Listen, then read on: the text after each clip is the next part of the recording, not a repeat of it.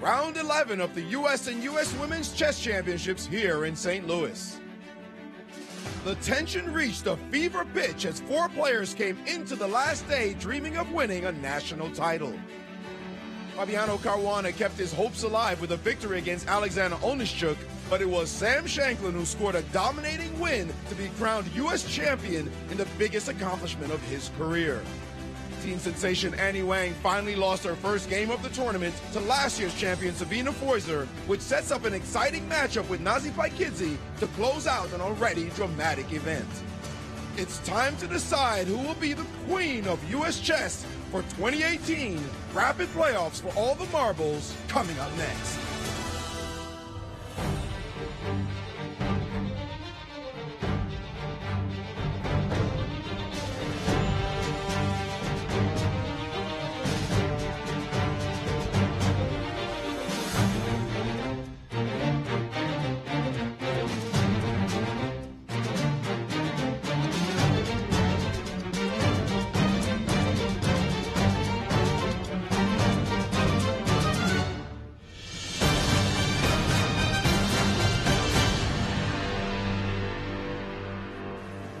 Welcome back, everybody, to the final day of the 2018 U.S. Chess Championships held here at the St. Louis Chess Club. Today is the playoffs day, and we're going to see Annie Wang battling Nazi Paikidze for the national title. Who's going to win it all?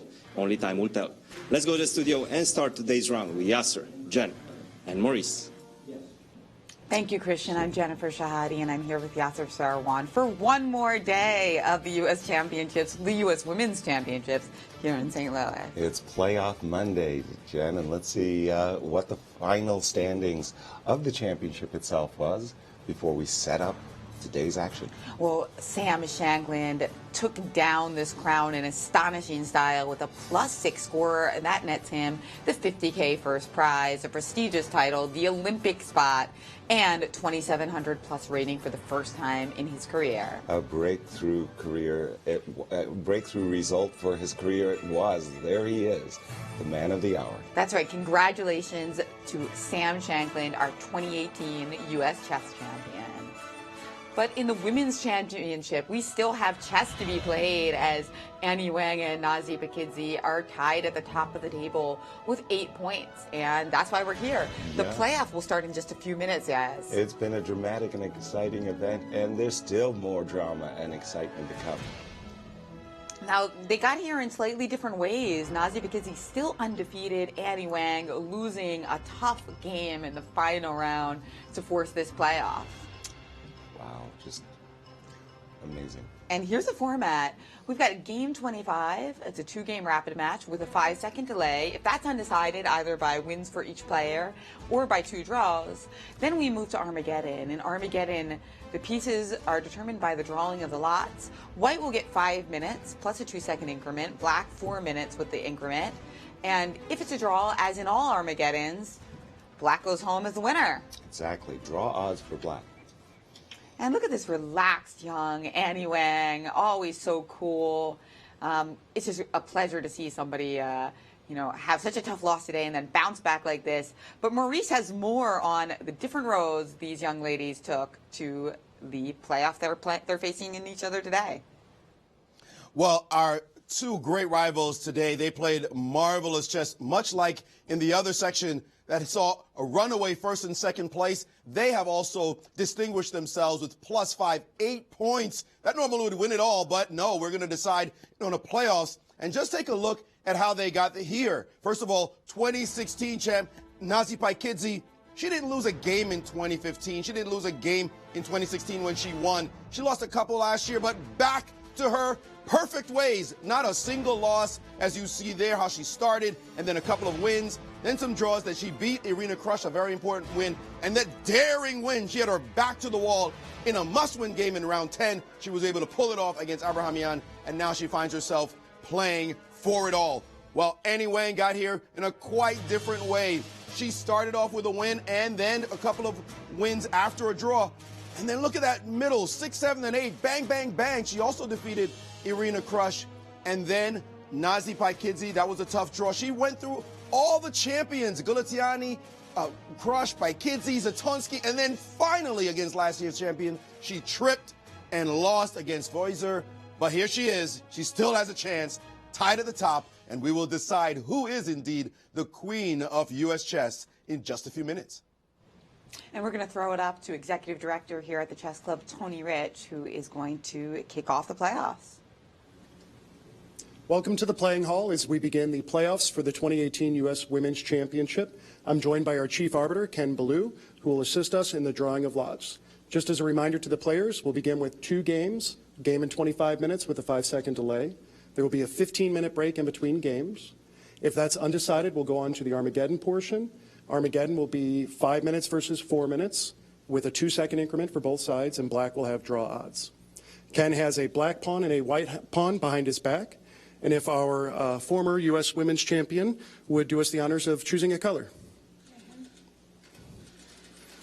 Nazi has chosen the black pawn, so in about 5 minutes she'll begin with the black pieces, and Annie will begin with the white pieces. Thank you both very much.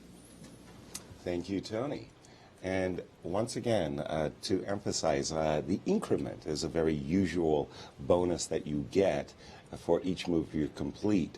In this case of the rapids, it's a 5-second delay, so your clock doesn't actually tick down until the 6th second has elapsed. And what do you think about the colors? Yes, who do you like to start out in a 2-game match with so much at stake? Do you prefer to start with white or with black? Always with black, because it's if you lose the first game, you know what you've got to do. If you start out with white and you make a draw, somehow you feel like you're not on home court advantage anymore. And also, if you start out with white and you play a poor move that spoils the game and you lose, having to win with the black pieces is a really big ask. And it really is going to be a challenge for this youngster here, as we see Annie Wang, who's been cool and calm throughout the tournament. She played her worst game of the entire tournament yesterday. She had such a nice position coming out of the opening, and then that knight maneuver just sending her knight astray on the b4 square, only to see it have to go back to d5. And then she just got mauled by Sabine Foyser. She was never in the game. Her vaunted defensive skills seemed to escape her with all that tension in the last round. One could have expected that it would be very difficult for her. The question is, just how tough is her mental game? Can she come back and play? And we see Nazi Paikidze there looking very calm. She's thrilled to be in this position. She couldn't have dreamt it when she was a point behind that she would actually chase down the teenager in the last 2 rounds. And she was just looking dead to all rights against Tatev Abrahamian, and then managed to turn that game completely around and win. So she's got to be feeling a surge of confidence. She knows how to win this one. Will Annie actually break through and taste this victory as well? Experience matters in such situations. Annie, at 15 years old, facing, for all rights and purposes, a veteran. Is Naji 24? 24 is right. 24 years old. But she's been playing in youth tournaments ever since she was a youngster, so she does have a lot of experience. But does she have experience in this time control and in the playoff format? We've never seen her in a playoff in the Women's Championship. The time that she won clear. Right. And she does play in the Pro Chess League, but you don't see a lot of rapid tournaments in her playing history. So obviously she's the favorite, you know, both in terms of momentum, the fact that she's in a good mood getting this opportunity, and her rating. But I wouldn't count Annie Wang out at all. Oh, not at all. We're looking forward to a very dramatic. What kind dramatic... of odds do you think? I'm going to say that maybe 60% in favor of Naji, but you know, in these situations, Maurice said it very, very well, nerves. It's not just about the chess. It's remaining calm and relaxed and playing within yourself. Maurice. And also, another point as well, Nazi wants it badly. If you look at her throughout this tournament and the way she carries herself, it feels like there's just this internal desire to win this so badly. Like, she tasted it in 2016. She knows what it's like. It also matters to her career more. Annie can lose this and go back to school, go back to doing homework, go back to track, go back to playing the piano. It's not going to be something that derails her and affects her in terms of her personal life that much. This could mean a lot for Nazi, who's really a professional chess player, and as they shake hands about to start, this could mean a lot for her in terms of invitations, future invitations. With that title under your belt, you're the U.S. champion. If not, you may just be overlooked as, hey, you couldn't beat the kid. I don't know. So because the on the other game's hand, underway, but the players are playing. they're playing very Indian. Yeah, but they're playing so very fast.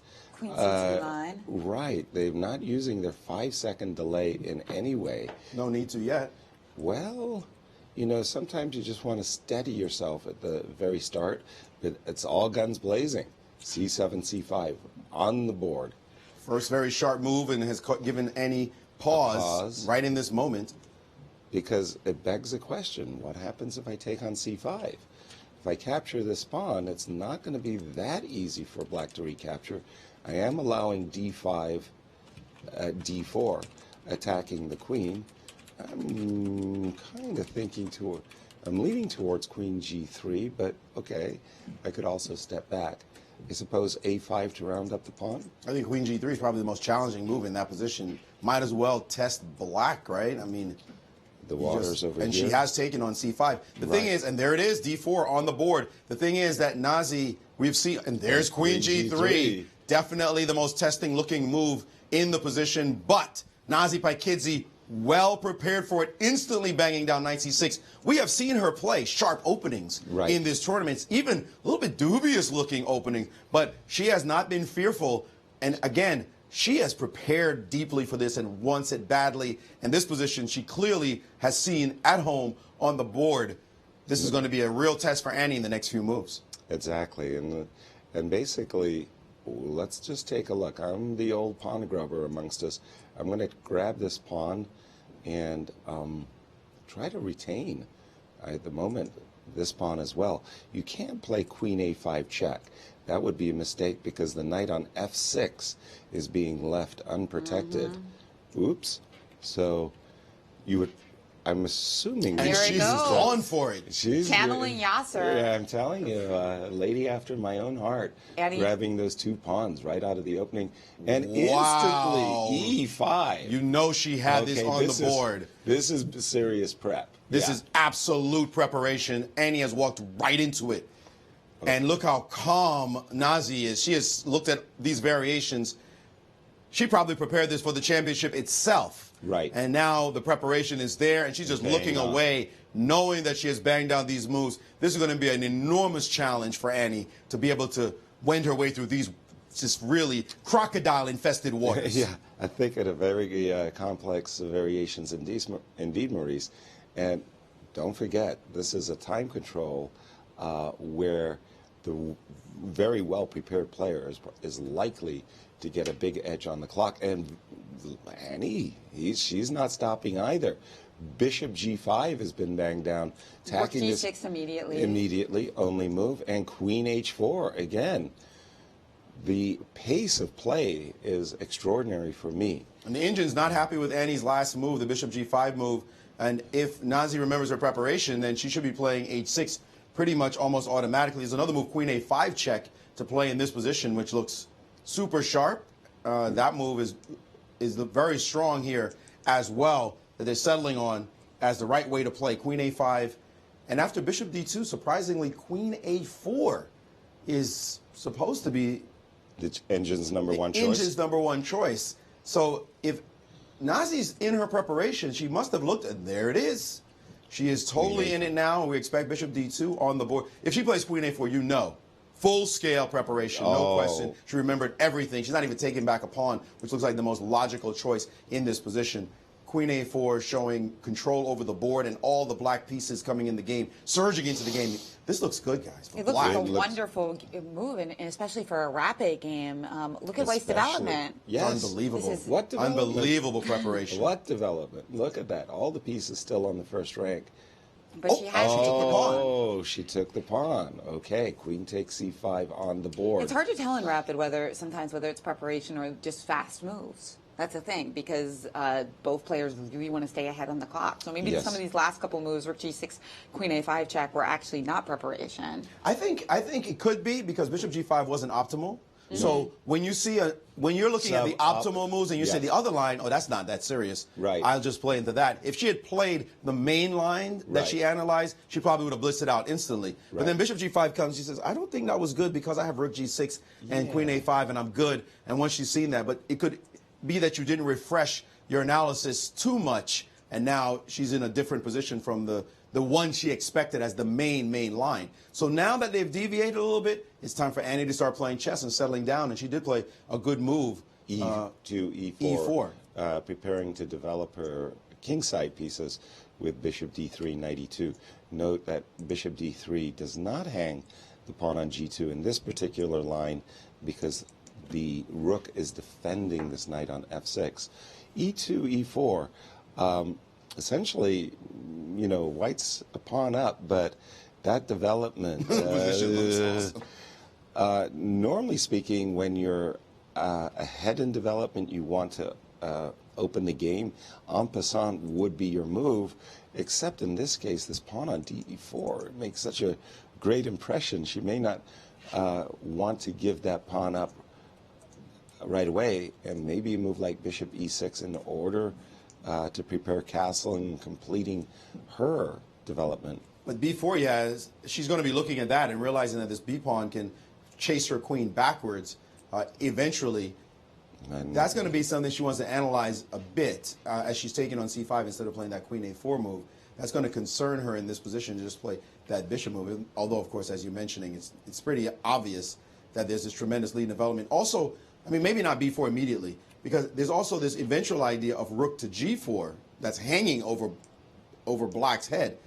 Over white's head. Over white's head, excuse me. It's not looking like it's real just yet. But it's there. But I could sack a piece, right? Because if Yeah. I take, you're going to have to move your king, it looks like. King, because you can't block with anything because I'll throw d3 at you. You got to keep an eye on d3 as well. Just Exactly. opening lines, popping Yes. a knight in d4. There are so many ideas here for Nazi. It just looks Incredible miserable to play for Annie Wang in a rapid game. Yeah, this is a very big challenge indeed, and I'm just... But not that easy for Nazi either, because there's so many tempting possibilities. She does have to just choose one. Exactly. So Imagine... we know she's such a great practical player, but I could see in a classical game a 15-minute tank here. I mean, Absolutely. in a rapid game, it's not going to happen. But That's it. It is a key moment. Keep your rhythm. Keep your rhythm in a rapid game, but then you have to know exactly when to slow down and start just playing moves. And also, Annie has to remember when to ditch a pawn back. Yeah. Like you're up a pawn, note when it's time to just throw away that pawn back so that you can settle the position. I'm thinking en passant may actually lead to serious play for black. So this is the current position. We've just seen the move e2, e4. We all know that en passant is one of those ways of opening a block position. After check, you can't play b2, b4. This rook on a1 is not sufficiently protected, and I'll take advantage of the pin to grab the pawn and threat of knight c2, which is devastating. The bishop has to drop back, and then let's say the queen drops back to b6, basically urging white to put her king over on the king. Whoops, I'm about to, yes, I got it. Now with bishop f5 coming. I'm like thinking the knight normal is mating lines. Yeah, the knight is about to drop into b3, and the bishop is coming to f5. This looks... That's a mating attack. That's a mating attack. This not knight d4. Maybe why not bishop f5 right away? Bishop f5 you like right away? I mean, just what are you going to do? I guess The threat is queen b3 is coming before anything else. I mean, this looks horrible. Threat of mate in 1. That looks horrible. So I'm thinking en passant is really very, very dangerous indeed for Annie. I just dumped your move into the computer, and the computer agrees. The engine's agreeing that yes, en passant is tough. Just keeping the game wide open with that lead in development is going to be very hard to defend, and it's only computer-esque moves it's starting to look like that's defending this position, and it's still bad. That's a nice maneuver. Should she recapture with the f-pawn? It doesn't look that tempting. Bishop. No, but bishop maybe better f5. than the other line. I know. It might be the best way to play. It might be just the best way to play, to keep lines closed. Bishop f5 and b4 is being suggested as the top move here. The only way to keep yourself in the game, chase this piece back, and now b5.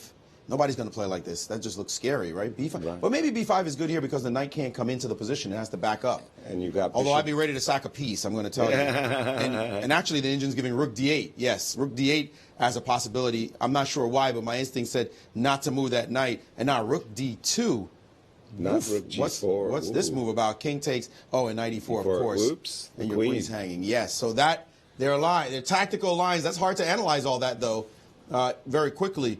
That's just a possibility out of this position. And as to why it is that Nazi's staring at the board right now, game position is back here.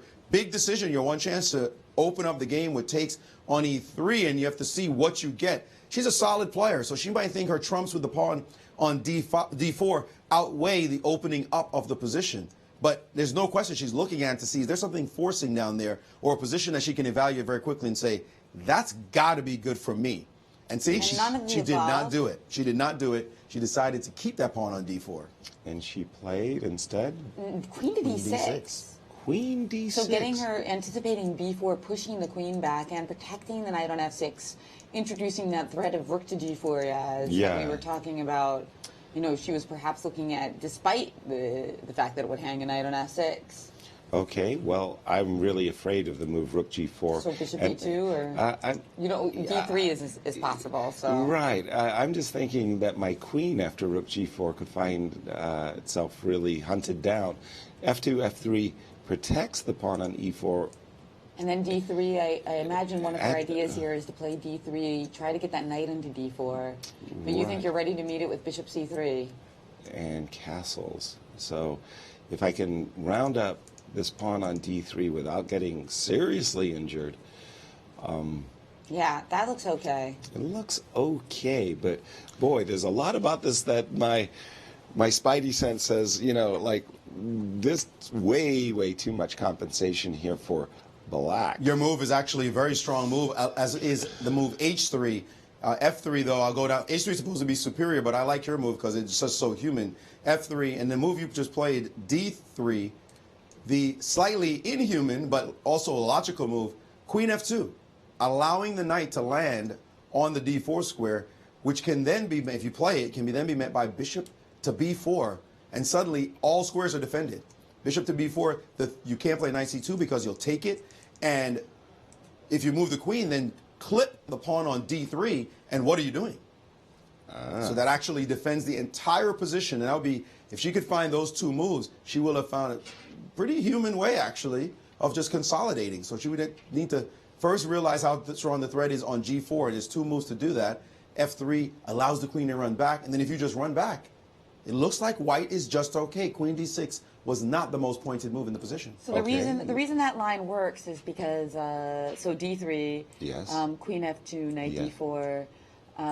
Bishop B4 we with can't a gain play. of Yeah, the tempo. gain of tempo is key because Bishop takes D3 right away allows Knight B3, and Rook D1 does not save the game because the Bishop on D2 is in the way. So that's why you need to get the Bishop out to She's B4. found it. She's found it. F3. Then Queen. After Queen to D7, you can, because you move the Queen to B6, but if you move it back to D7, it's important to have that Rook D1 move. Yes. Sorry, let's do that one again just to show what you mean by that. So now Bishop here, and instead of the Queen B6, sorry, Jennifer? If you go back to like D7 or D8, for instance, like D8, now Bishop takes D3, now the Knight B3 move, you just have exactly. Rook D1. Right, because so that's why this computer move, Bishop B4, is so important, the in-betweener. Yeah, the very important Zwischenzug. Let's get to the game position because I've come up with an idea for Naji. Let's just develop.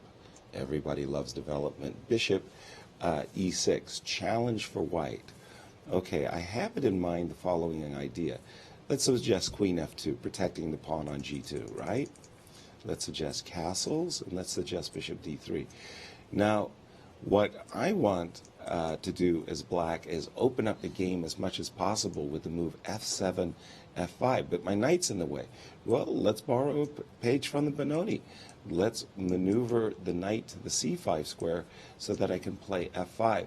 I think it's time to play B4 and shut it down. You can't, and F5 is not playable yet. I don't want Knight C5 to happen, that's for sure. I'm more worried about Knight C5 than F5 right now. Right. Well, the point is, if I get you to play some move like this, whoa, then I'm investigating all kinds of crucial squares in White's position. So I think the move b2, b4 is necessary, right? And good. What's wrong with b4? Okay, good is, okay, let's say, how do I open it up further? Yeah, your f5 is not coming yet. f5 is not coming. And I have to tell you, even if you put something behind that and play f5, I feel like I can take it. Oh, what if it's a knight? Might be different. Maybe rook Right. h g8 for inducing g3. Well, I was afraid it might even induce g4. I really, really want to get in I f5. see. And I'm kind of eyeballing, I don't know, kind of a queen a6.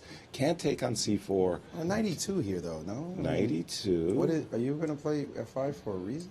Yeah, I really want to get... Now... So d3 was Nazi's choice. Ooh, d3. Okay. Now Now we have to see whether now Annie there's saw some some of those regrets. ideas. Now there's some serious regrets that en passant was Yes. not played. Yes, and that, you know, there's another thing, too. You can prepare all you want in chess. Eventually, you'll have to play the game. And if you have wonderful preparation, it gives you confidence. But when it starts to go off a bit, it starts to go awry, the position's not as dominant as you thought it was, you start thinking in the back of your mind, did I forget my preparation? Right. Did I do this the right way? And it can be that because you were so high from getting your preparation that you start to, the momentum, psychological momentum starts to shift downwards dramatically. We've all experienced this. Right. I remember playing a game against Victor Korchnoi, and he walked right into my preparation. I was like, oh, this is good. I got Victor the Terrible in my preparation. Look at this. And that man sat on the board and worked out some lines and then started playing some world championship candidate moves on me. And man, I started tanking, and I started, what is that? I didn't know that move. Yeah. What is it? And it just went from great to equal to bad to in the toilet. It just crushed me. Depression. It's your preparation is not enough. You've got to say, even if I get good preparation, I still have to play the game. So preparation only gets me in a good state, and that's all. And it's all you get. And when it starts to not be just right, that's this feeling just starts to go in you. And if Annie starts to bounce back, I got caught in preparation, but hey, my position doesn't look so bad now. Then her psychology is on the rise as well. And you won't see it because she never shows anything on her face. But she'll feel so much better when she's able to make a few more moves. And she finds Queen F2. Queen F2 is a beautiful move. That is an incredibly strong consolidating move. And it's a little counterintuitive because Annie knows full well she wants to develop her pieces. Hello. My goodness. She came to play. Oh, my And goodness. she looked at Nazi after making that move. Yeah. What did you got? Okay, because you, as white, you're absolutely anxious to develop your king side and to delay and delay and delay. This move, Queen F2, as you were mentioning, Maurice, it's an X-ray coverage of the C2 square. Knight D4, Bishop B4. Protecting the C2 square, and Naji will go another pawn now. Well, maybe she won't play knight d4 now. Maybe she'll just play bishop e6, attack the pawn on c4, because if she sees knight d4, bishop b4, she'll realize that's not the path to take. Bishop e6, still just play with the fact that white's underdeveloped. Absolutely. But the problem for black is that if you don't get your knight into d4, then how do you flood your pieces into the position? But white to play here, what does white do? Exactly.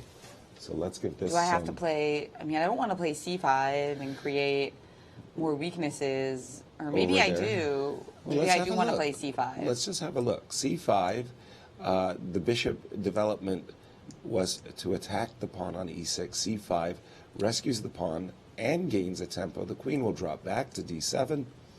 And is it time to see if we can round up this? Yeah, I want to pawn, play bishop c3 and rook to d1. Right. Or even potentially castles as well, right?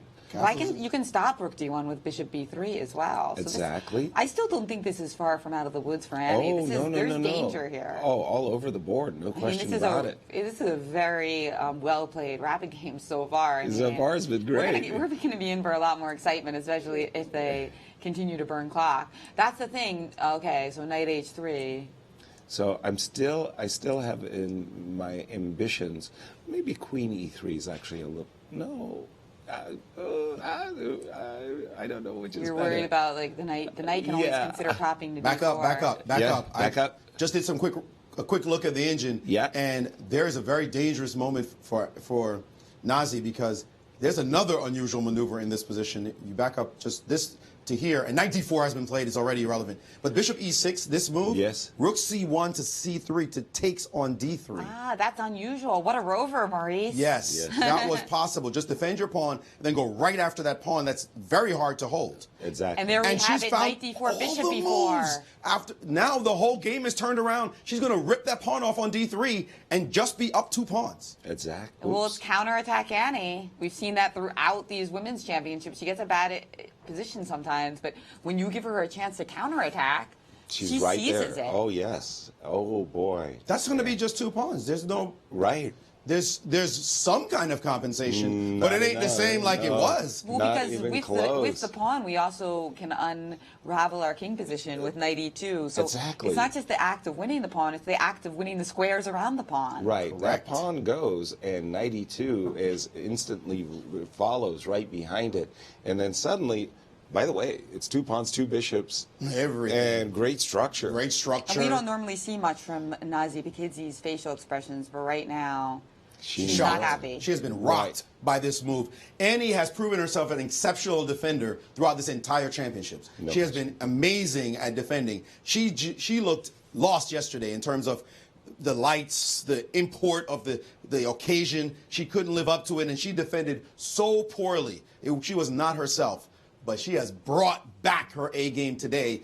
Definitely caught in preparation. But look how she's playing it. Wonderfully finding just the right moves. E4, F3, F3. Queen, F2, boss. Uh, And the thing is, F3 is not even the engine's #1 recommendation, Right. but you could feel the humanity of the move. Right. Because guard G4, get my queen out of there, and she's played very logically, brought the queen back, and now Nazi has just walked into this position that she thought had momentum, and it turns out she's just losing a second pawn. Well, if you don't see that the queen on F2, X-rays and guard C2, Nazi probably played the move knight D4 thinking, I got this. This is but bishop B4 totally turns. Queen C6 played, bishop takes D3, and snapped off the there board. goes that critical pawn on D3 that Black spent so and much bishop time. E6, we'll see what Nazi's idea here is to try to gain some play. No question about it. Get those pieces off the back rank. Knight E2. Let's go. And Knight E2, so you're saying that I bishop, want to get rid of the knight on D4. bishop That's bothering C4 doesn't me. work because knight takes D4, hits the queen. That's a tempo. No, you're actually, then- you're actually and And then then we you just- walk into a pin. Ooh. It's totally over, indeed. So that's why I love this move, knight E2. Gaining Absolutely. a tempo, Right. developing, and Developing So she's got the gain of she's got a time. castle, right? because Yes. And Nazi's time situation is bad. What happens on castles? I'm getting Are you I'm just getting gonna- out are of you getting out Dodge of- too. I'm dying to get my king into safety. There's no discovery that works for that knight. You can't I touch mean, the pawn on C4. You can, bishop H3 doesn't you do can- anything, right? You just well, have- it- No, knight G3. You have That's knight like G3. door shut. door shut and right if you take on E2 first, then queen E2, bishop H3, there's just I'm rook sorry? F2. Yeah. If you take first, there's rook F2 at the end. Ah, So- thank you. Yes, you were right, Jen. Rook F2. Well, but hold just- on, because the engine went nuts just a second ago. If knight E2, queen Maybe F2, is there a trick? Is there something of with some rook kind? D3 or Not rook D. rook D3 and bishop C4? Rook Is G1, that good? Any good? That might be something. Maybe knight H. Knight H5 is a Knight nice, sweet-looking H5. move. Threatening knight F4. G3 doesn't help because we have knight F4 anyway. Right, and some side- no, that's bad. And bishop D2, there's like queen D7 or something. So And that's, she has played knight E2. that's the ticket. We're up to date with the play. So knight E2, castles, queenside creating. only chance now that Still she's- creating some she's in trouble. difficulties. This I is- guess I should just take this guy. I should just flat out take it. You'll take Rook with the takes. rook, and I'll just And drop we do back. have queenside castles. Tricks are still in the air for Annie. Yes. Right. Is she going to play this way, or is she just going to castle immediately, which is also a natural move? Taking on D4 and being forced to move your bishop backwards. It's not that intuitive if you think that you can just castle yourself. And it also Right. gives up the C pawn. No, Doesn't it? I would. No, you I get your hand understand. in I the understand cookie jar, that, right? that is a rook C1 automatic, thing bouncing right? on the board in front of you. But I was pointing out that it's Yes. kind of, you're allowing these things to Yes, happen. down But the you road. have to realize you're allowed to make this happen. And also, a big point here, Yes. the rook on D4 doesn't coordinate well with the rook on G6. Precisely. So you actually want this rook to be on the square because you could always kick it out with bishop C3. Right. And there's that E5 pawn hanging as well. So this idea, knight takes D4, she's going to have to tank just for a little bit and realize castles is hasty. Yes. If she precisely. just waits just a moment and Right. says, but although let's go back a second. Like rook C1. Can she play castles? You play this line. Let's go back 1 second. After rook takes d4. Back. Here, castles again. Immediately? Yes. So we were doing knight takes e2. You could probably do bishop takes e2. No, do knight takes e2. Yeah, that's what I wanted to do. Knight takes e2. Bishop takes e. No, back. Castles. He's saying castles. castle, and short. then after Knight takes e2. e2. What if you take bishop takes e2? How bad is that? Not as bad, because knight h5 doesn't work anymore, That right? is an exchange, though, right? You're down 2 pawns. I know. I Two like pawns. white. And if you give me this position with my dark square bishop and 2 pawns, I like white. I don't mind giving the exchange away in this position. No. I do like In white. the worst case, if you notice it, Right. you do it. You say, okay, whatever, take that. She might be analyzing it right now and trying to assess. Whoa, she castled queenside. Whoa, queenside Whoa. castles, allowing bishop takes c4 That because is boss bold as they come. wow, because after this move, the problem is okay. okay. So knight takes c4. Sure. Well, what we were thinking was that bishop takes c4 didn't work when we had the move rook c1. Now it is available, but you know what? This is a pretty strong move too. It's awesome, is what it is. It's Because awesome. Wow. you don't have time to capture with a discovered That's right. attack check because your queen's under attack. So and you're rook takes gonna. c4, bishop c3 looks strong. I was about to say I was bishop gonna- c2 just drop Oh, back Joe, with okay. the idea of bishop Whoa, c3. why can't you also take on c4? Yeah. And she has played bishop takes c4, guys. Okay, so we're So we'll up to see take where with the you're players right planning. here. I want to see this. Come on, knight d4, rook d4, bishop c4. Is that a bad idea, bishop? No, c4? no. That's Because that's taking a with strong. the rook, king I don't b1, care we're what you now take it. I'm threatening with my queen king. takes a7 Knight takes and, b4 on the board now. and rook c1. we And now do it I'm as- great. But I like keeping the two. Your things, bishop c2 is definitely good you too. know, to a little extra king protection. the goes point far. the point is, we got good players here arguing about good choices. Yeah. and she can pick whichever one she wants. Exactly. But let me tell you, castles queenside. What an is amazing move. awesome. Is boss. She's just my showing her word. daring. And Rook we takes have rook d4 takes on the four board, and she has her choice now of easy ways to liquidate down to just being up a pawn with no issues With her- whatsoever. King tucked away, and She's she has. taking it. I take brownie points for that one. Thank you very Yeah, much. yeah, She yeah, has yeah, taken yeah, on that's- c4. It may not be the perfect move, but it's definitely a good move. Move her king off, and guess whose king is on the c line? And again, that g6 rook not coordinating well, and that knight on f6 not that good either. Easy Brilliant. position. This is absolutely brilliant, Brilliant. guys.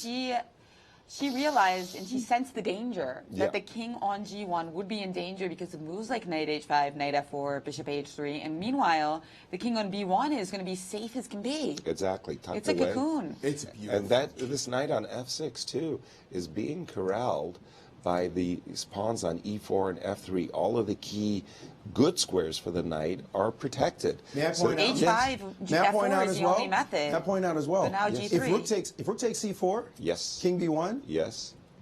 the a7 pawn is hanging. That Yeah. means you have no time to deal with the issue on the king side. You can't move the knight. You can't move the rook. That's all day because a7 is going to hang. And you can't allow that to happen. problems, and So you rook d6 is going to land on the board also with So, effect. Correct. This You're is just going to winning. get blown off the board in this line. You cannot play right. rook takes, but you have to play queen takes. Queen takes and then Queen king takes b1 looks threatens rook absolutely c1. miserable as well. They Queen both- takes, king moves.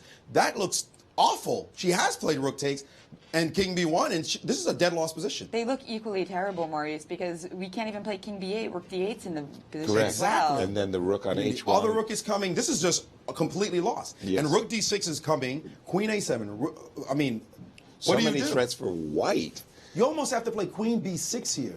Ooh, and go into a terrible ending, a pawn down. But Oh, what's the she choice? decided on knight d7, Okay. hanging the a7 pawn. But the whole point was she saw that queen b6 was a terrible ending. She saw the threat of rook d6, so she played knight But it's got to be d7. mate, right? Rook, Well, queen a7 doesn't win. queen a7. I'm guessing that rook g2 is what she has in mind. And it's check on a8. I'm not happy, Maurice. I want to play rook d8. Happy. I'm just desperate to play rook d8. Oh my gosh. Rook d. I just want to do it. Just Yeah. go. It's not the best move, it turns out. Maybe Paul Bishop Morphy D6 in was the stronger, house. but I feel This like I'm on looks the hunt. really good. And she's taken a 9-7. Wow. She has taken the pawn on A7. And so it turns out that This is the current Ruby position. 82. This is the current position. Queen takes A7 on the board. So rook G2. This is just like she's played so great that I want to just do everything, right? Bishop D6 is crushing because your last chance, if you play it, is Rook takes check, right? is rook takes check, king takes. Yes. That's your only move. Rook takes. Well, there's no other move, right? Yeah, Is rook takes, and then this check, And then king back. and then to king B1, and then you resign. Buenas no checks. Done. No That's checks. it. That's it. Her last chance, and that's not going to cut it. How did this opening go from complete preparation, fantastic for black, From to hero. Little by little. whoosh? Not little by little. It was Queen fast. D6, well, it was fast. When did it was it a happen? few moves, E5, Maurice. E4. It was a few moves because we said this Queen A4 was devastating. Then we saw takes on E3. Right. And then there was a third inaccuracy. The lack of The emphasis. lack of emphasis, and even D3. Once you see, it's very difficult to see in a bracket game. But once you see the Queen F2 idea, you can't play D3. You got to choose Right. something else because Exactly. you're just giving up 2 pawns then. So with the position opening up for the bishops of Annie Wang. Okay, may I Queen point takes- out? So those may I are point 3 out? little errors. May I point out? Move 14, E4. Yeah. Move 14, E4. When D takes E3 could happen. Move 14. It is now Queen takes A7 is move 24, in the space of 10 moves. Yeah. From E4, full preparation, fantastic position. 10 short moves later, completely winning for white. Right. It has not been that long. Well, Annie We're has still played in miniature perfect range. moves. We're in miniature range. 24 moves, right? Sub 25. And she has taken on G2, and that's She does Allowing not that look happy. combination. and this is done. That's doesn't it. look happy. That's it. Queen check. So if queen check, This is devastating with Bishop D6. But I also was thinking your attempt to hunt down Black's king isn't so bad either. yeah. The only thing is that she has rook D4 after king D7. I wanted to play rook D1 check and win the game easily, but then rook D4 stops me, which means I have to play queen takes on E5. It looks like, and have that position. I was But that also looking at rook might G1 to start the be- combination. I wanted to good go too. queen No, C2 you're going to check. get murdered in this line. That's No. mate in that line, actually. Yeah, because of rook D1. Because of rook D1 and queen H8, and then you Right. get mated. So There no. should be a lot of ways to win this, though. I mean, Bishop D6 is the most direct, though. Absolutely. But Rook G1 also just getting, Rook G1 also really strong. trying to get rid of your Oh, active my rook because that rook goodness. on C4 does Goody, not. looks good too. That looks great. Too many good moves. Too That many looks good moves. great. All she needs to find, and there's another line. Sorry, there's a knight back one move, king C7, just to confirm that Bishop D6 is the best move here. No, not let's quite. Double check. She has checked. She has checked, and so this move is the only move. King C7. Knight back is just lost. Exactly. Knight back, you're done. For sure. But this one, check on A5. Bishop check on A5, B6. Well, I'm thinking, can't I check here, Maurice, and kind of drag your king up the board? D8, yeah. Yeah, but And where's your king going? If it goes to I A7, gotta go to I've got... I gotta go to A6. Yeah. Okay. And now, can I bring my rook into play, threatening a checkmate? Oh, you just Ooh, allowed- my you computer just didn't allowed like some that. My sacrifice computer said, in that position. no, Be you careful, cannot. Be careful. I think Okay. there's the rook takes B2 thing was more annoying. I think Bishop A5 check, B6, Queen A7 check. Okay, let's go back to that moment where my move Bishop D6.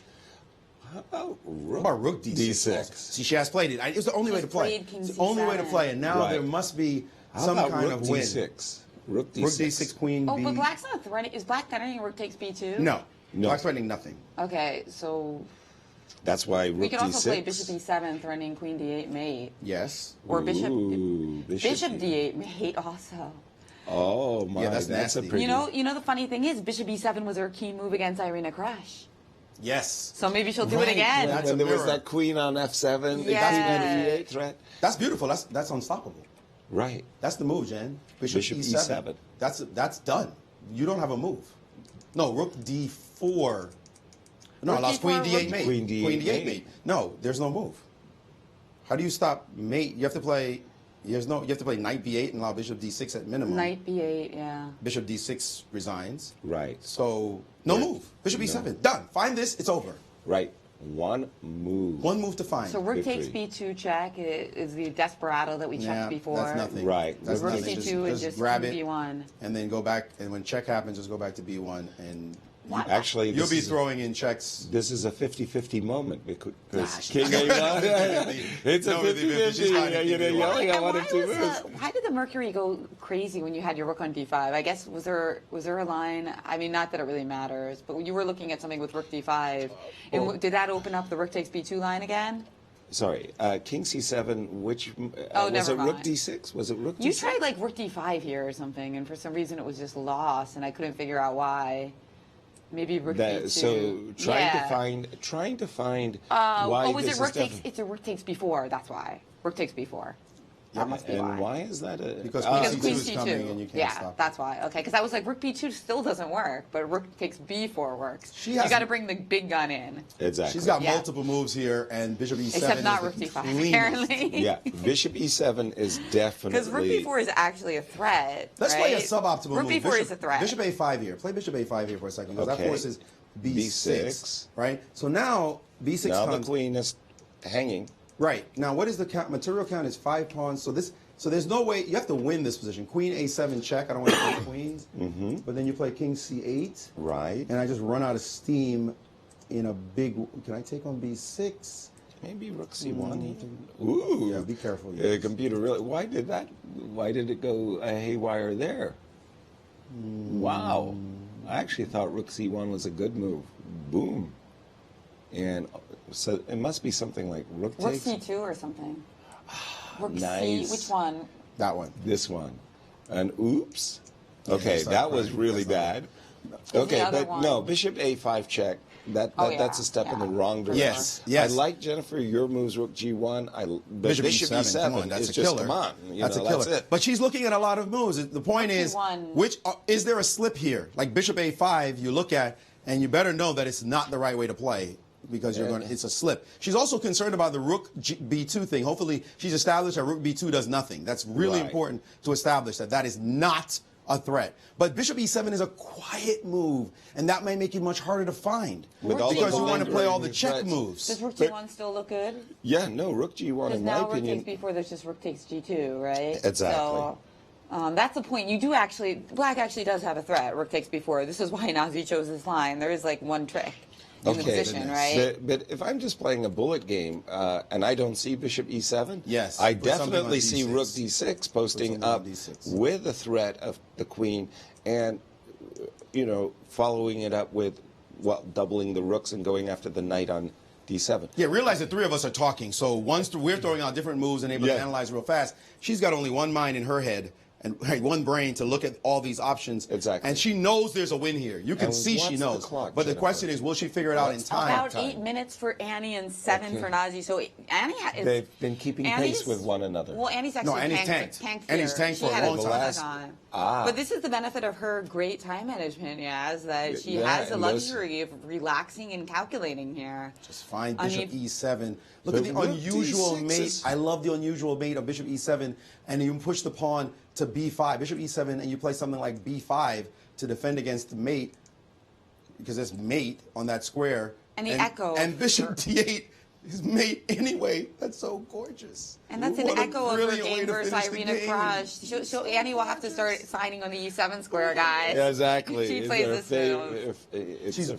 championship square. But remember, even if she wins this game, it's not over. Of There course not. is Nazi's Oh, chance please. to come back. We've seen it before. We've seen this championship, how it's going, but if she drops that move on her now and wins this game, it's going to be a Amazing. big psychological blow to Nazi. Amazing move. Well, we were talking Yeah, about good Nazi so having far. a huge psychological edge coming into this game, and Forget that. didn't turn out for her. So, and certainly in the opening, she had a big edge. She looked so relaxed and comfortable. But it came down to what you were saying, Yaz, about even though they had the delay, they were playing completely instantly. Right. You thought zone in a little bit, take a few seconds per move. Exactly. But no, this is, they just blitzed out that opening sequence. And again, guys, I've got to say that Rook D6 is is so she natural. missed it, and she played Bishop my A5. move, which sucks. And now she's going to go into some random endgame with queen takes c6 probably. And This then the is not rook the on way to play. Yeah, then the rook on g2 is actually well placed for that ending. But after rook d6, that's such a hard move not to play because it's a gain of a tempo. No, but the point, it's less. Yeah, it's more of a gain of a tempo, but less of a gain of a tempo than check. You're hitting the queen, but you're still keeping the other pieces on the board, like queen b5, for example, was possible. Bishop a5, but this one and we're throws gonna away see the better part of the b6. advantage, forces an endgame position that she can trade. She doesn't have to go into the endgame. She could play queen a7 and bishop c3, and that shuts down all of black's Because you dreams. can't play queen b7 because of rook Is that takes true? d7. Is that true, Maurice? So Queen there- a7, king c8, bishop c3. Oh, you Can have rook I- c3? Yeah. Right, and I can't take because of queen b5. Right. Oh, no. That means I have to go into another stupid endgame. That would be bad news. And she has Oh, played queen no. a7. Why am I talking? She's playing my moves. No, please The don't one- play. No, the one move.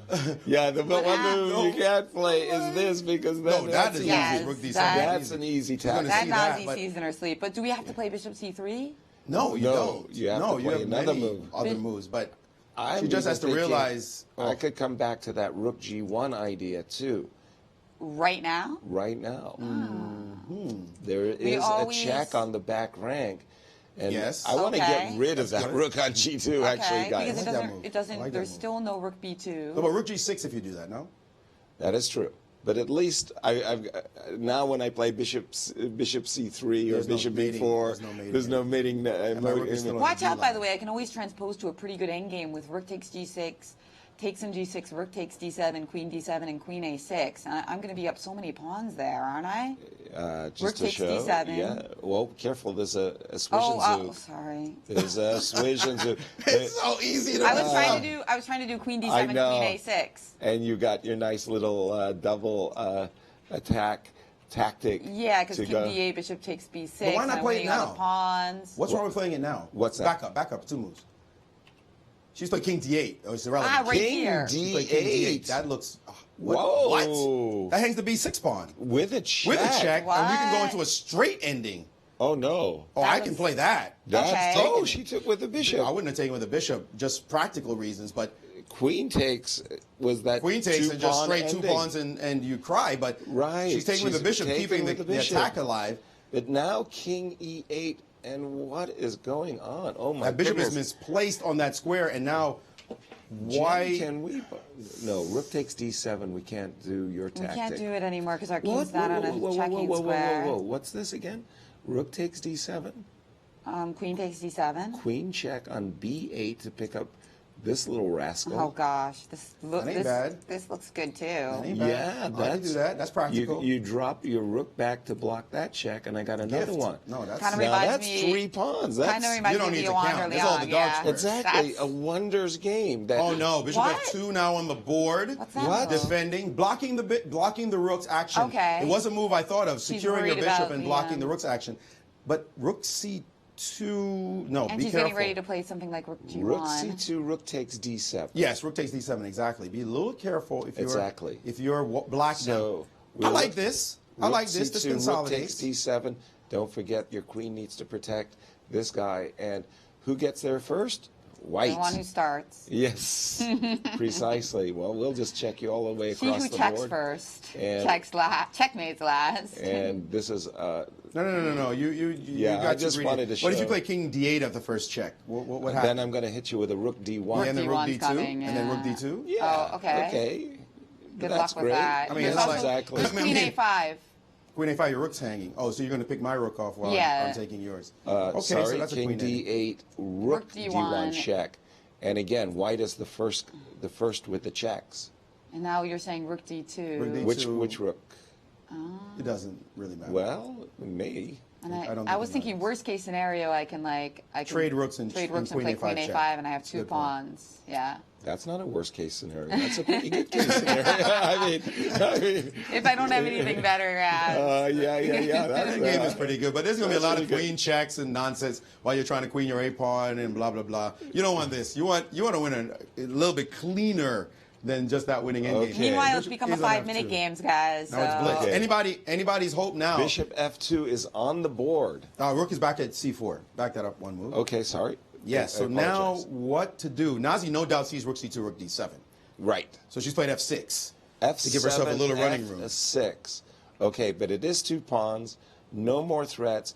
Please just drop rook d2 on the board to cover and protect and to set up the dream double on the d file. Rook d2 is just... Also, rook d1 still good? No, but your move is better. Yeah. Your move is better. Shut it all now, down. Yes. Shut this down. No more now counterplay. rook d1 just take twice and play the king to like f7, and it's not like completely. Yeah, exactly. This Right. keeps everything in the position. Right. And you're begging to trade queens if you're black. Right. After rook d2, you're just sitting praying, please trade queens, because I'm going to get rolled. Well, what am I supposed to do? Right, the rooks are going to double, and the bishop's going to go nuts. The The king concept of the position. bishop f2 move is to keep the rook g2 under At bay. wraps. So Yeah, now yeah. we don't really want to trade it anymore. Okay, but now Exactly. she's got to pick up the pace and turn it into a blitz game. She's got to stop playing rapid chess and start playing blitz. She's got to do that. And there's always a time in the game when your clock especially drops below 5 minutes that you say, all right, back up a little bit. It's time to play. And Oh, she's she played found it. The Oh. good, She's mixed. She's playing a mixture of your scrappy moves, Jen moves. moves, my moves. Yeah, yeah, yeah. Some good, some bad.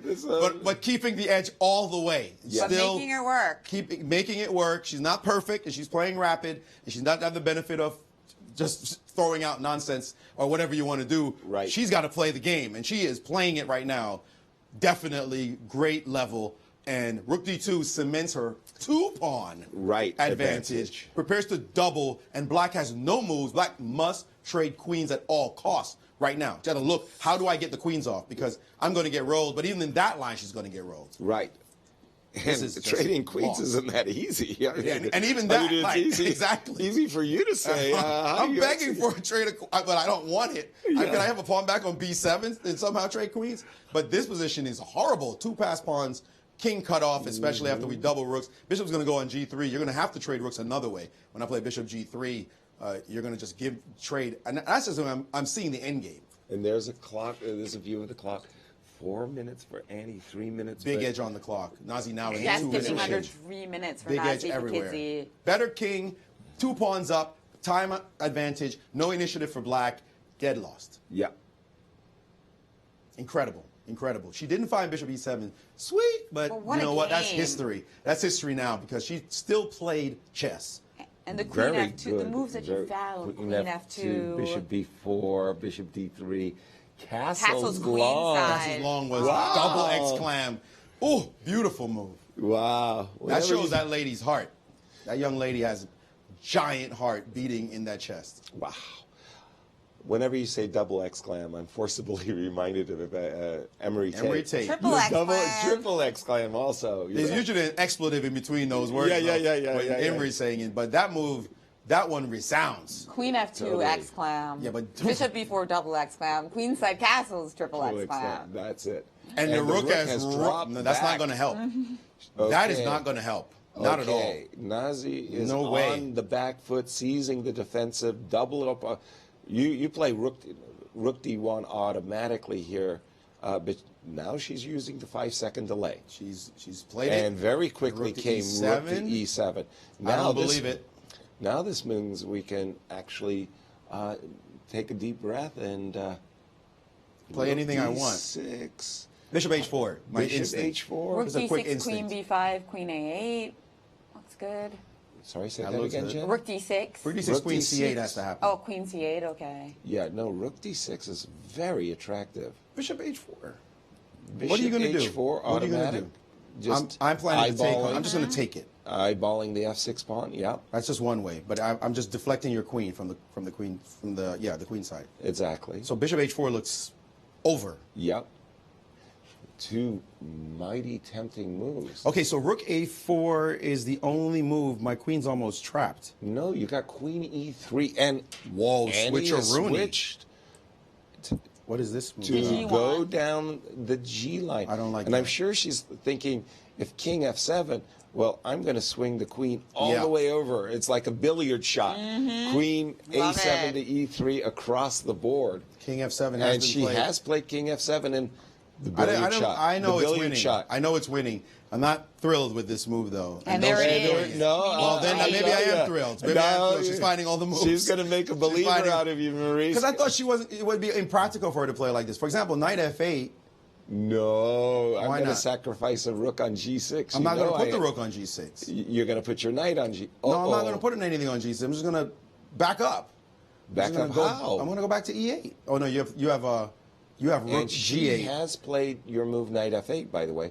Queen h6 looks automatic. What's your move now? She's played knight f8. I mean, queen h6. Queen h6. Oh yeah, queen h6. So then you're saying And you're I'm threatening rook f. You're Rook threatening to trade. d8. You're threatening rook I'm d8. threatening rook g7. Okay, check. king e8. King e8. I'm going to go in the hole. King in the hole. e8. Yep. I've got you this way. Check. Ooh, What? you got to take. I got to take on f8. What And I is got this? this rook d1 check coming. But I'm running. You're not running She's played- anywhere. Rook Six has e8. been played. And we And are we're in the line. We're in She's the right. line. We're I mean, in the line. You better find another way to play this because that didn't do anything. Rook e8 in that position. Rook d1, king c7. I'm taking the rook on e7, dude. No, I'm playing rook e8.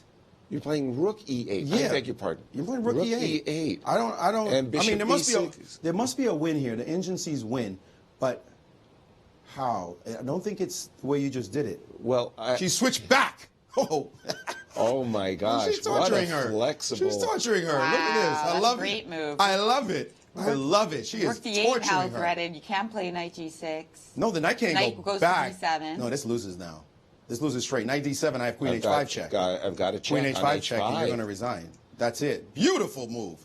Whoa, Queen she's H5 finding them has all. been played. She's finding these moves. King Wow. d8. She's playing that's superb Oh. chess. And now, what did she play? Queen g4. How is After she what finding move? these moves King so... d8, queen g4.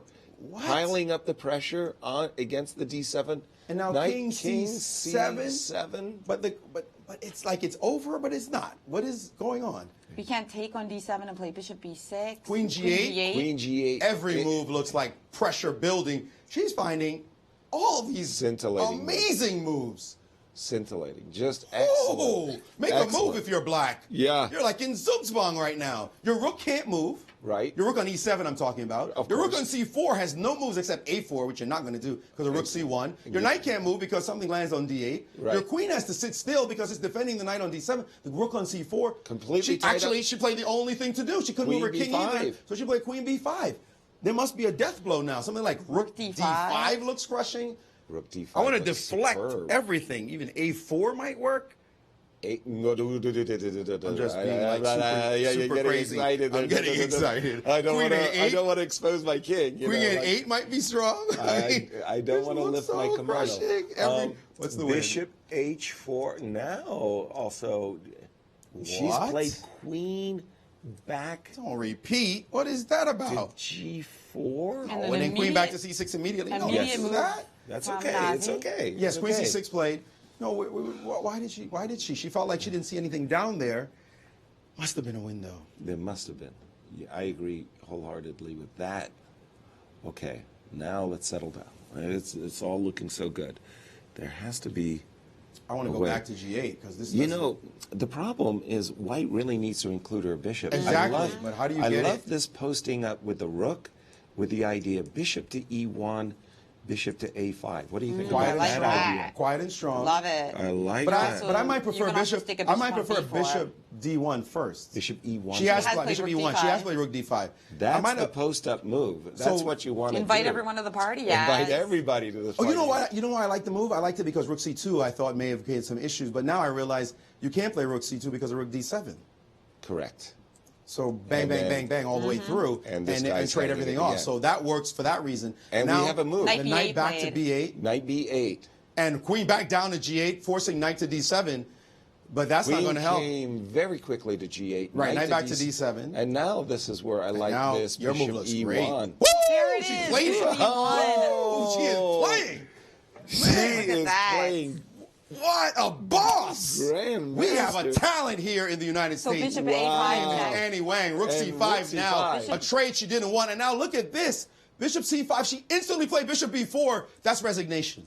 Rook takes, rook allows, pawn takes. At the least, your rook's hanging full. A full rook on e7 is gone. And not to mention rook c1. And rook c1 is threatened and everything, so you cannot trade it. And you're just going to lose the rook for no reason on d5. This is resigned. Look at that. That's it. This is resigned. And But she she takes did on take d5, and pawn pawn takes, takes. and now it's a Instantly. full rook. and it's resigns. Right. She played an amazing game. And by the way, What a D5, game. D6 check Queen on A, tap. Queen A4. A4, hoping for nothing And but there woo! it goes. And then after Rook C1 check, it was Oh. resigns. Annie Wang 1-0 in this Armageddon playoff.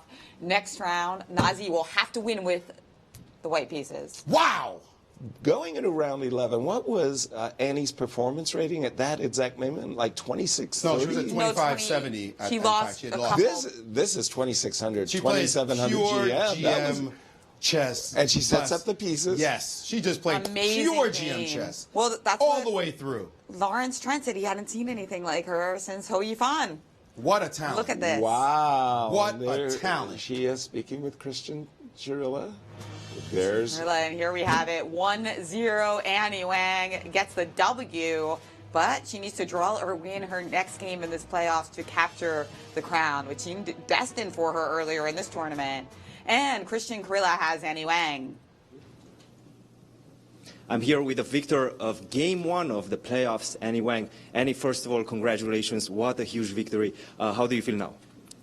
Good, I guess. I feel more confident about my rapid playing abilities, and I'm looking forward to the second game. What was your strategy going into this match? Were you able to sleep last night? Actually, I was okay yesterday. I just wanted to, play my best. If I won, that'd be great, and if I didn't, I've had, a good tournament so far, and I'd still be happy with my result.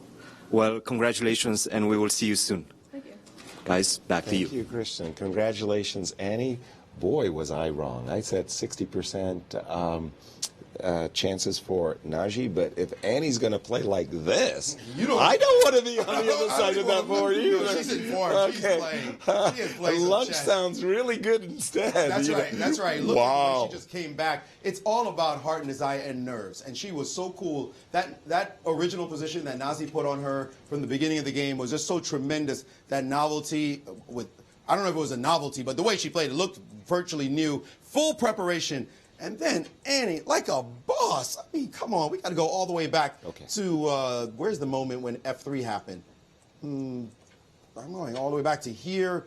Instead of D takes E3, she played Queen D6. When she played this move, F3, D3, Queen F2, Knight D4, instantly Bishop B4, Queen C6, give me the pawn. And then after Knight E2, castles queenside, this was the move that signaled somebody really great was playing with the white pieces. They said, I'm going to castle into the position. What do you got? You got 0. You can take my C4 pawn if you want. And that's exactly actually what transpired. Traded down and liquidated to this position, tucked her king on B1, and then playing the rest of the game. Okay, she missed Bishop E7, but that's neither here nor there. She is playing a rapid game, and you're going to see mistakes. Even the 2800s play and make mistakes in rapid games. But the way she handled herself, just absolutely marvelous, awe-inspiring. This 15-year-old playing some amazing chess. If she wins it, she deserves it fully to win this title. No question about it. Accolades indeed. But the flip side of that coin, Maurice, I just want to take you back. I thought this was brilliant, brilliant preparation by Naji. I want to go back to that position where Queen C5, as Jennifer was mentioning, the first slip, if you could bring it up on your board, Naji, if she had played that move Queen A4, there may not have been a defense for white after But you're that move, talking preparation, right? You're talking preparation. You're right. She got caught in something, but really, Yasser, yes. we all get caught in stuff, right? No question. I mean, she got caught in something. What was she supposed to do? Yeah. Full preparation. She went down in a rapid game at that, and the other person knows all the moves. Right. Then yeah, what can I do? You walk out of there. I remember Magnus losing to Anand. It was which world championship? That Nimzo Indian. Where he just got. But it was like, and he won that game against Magnus. Exactly. And you walk in, you're the best player in the world. You walk into preparation, you don't know what to do. Bam, you're dead in a classical game. Right. So there's nothing she could have done about that. Right. All she could do is play the moves that are presented to her. Right. And it's not her fault Nazi played Queen C5. It's not her fault Nazi didn't take on E3. Nazi played D3, this D3 and Knight D4 idea. But when she got her chance, do not give her a chance. I mean, it's that simple. Don't give her a chance. F3, Queen F2, Bishop B4. Let's develop castles queenside, and boom, boom, boom. I mean, amazing the way she played. What a game. What a performance stuff, by the 15-year-old Californian who seems so poised to win this women's championship. And then after disaster yesterday, we had to give the edge back to Nazi, but not so much anymore, as Nazi is got all the pressure. Must-win situation for her. With White, and even if she wins, we go to Armageddon Blitz. And let's take a review of Annie Wang's incredible performance here at the U.S. Women's Championship. She's had a great tournament.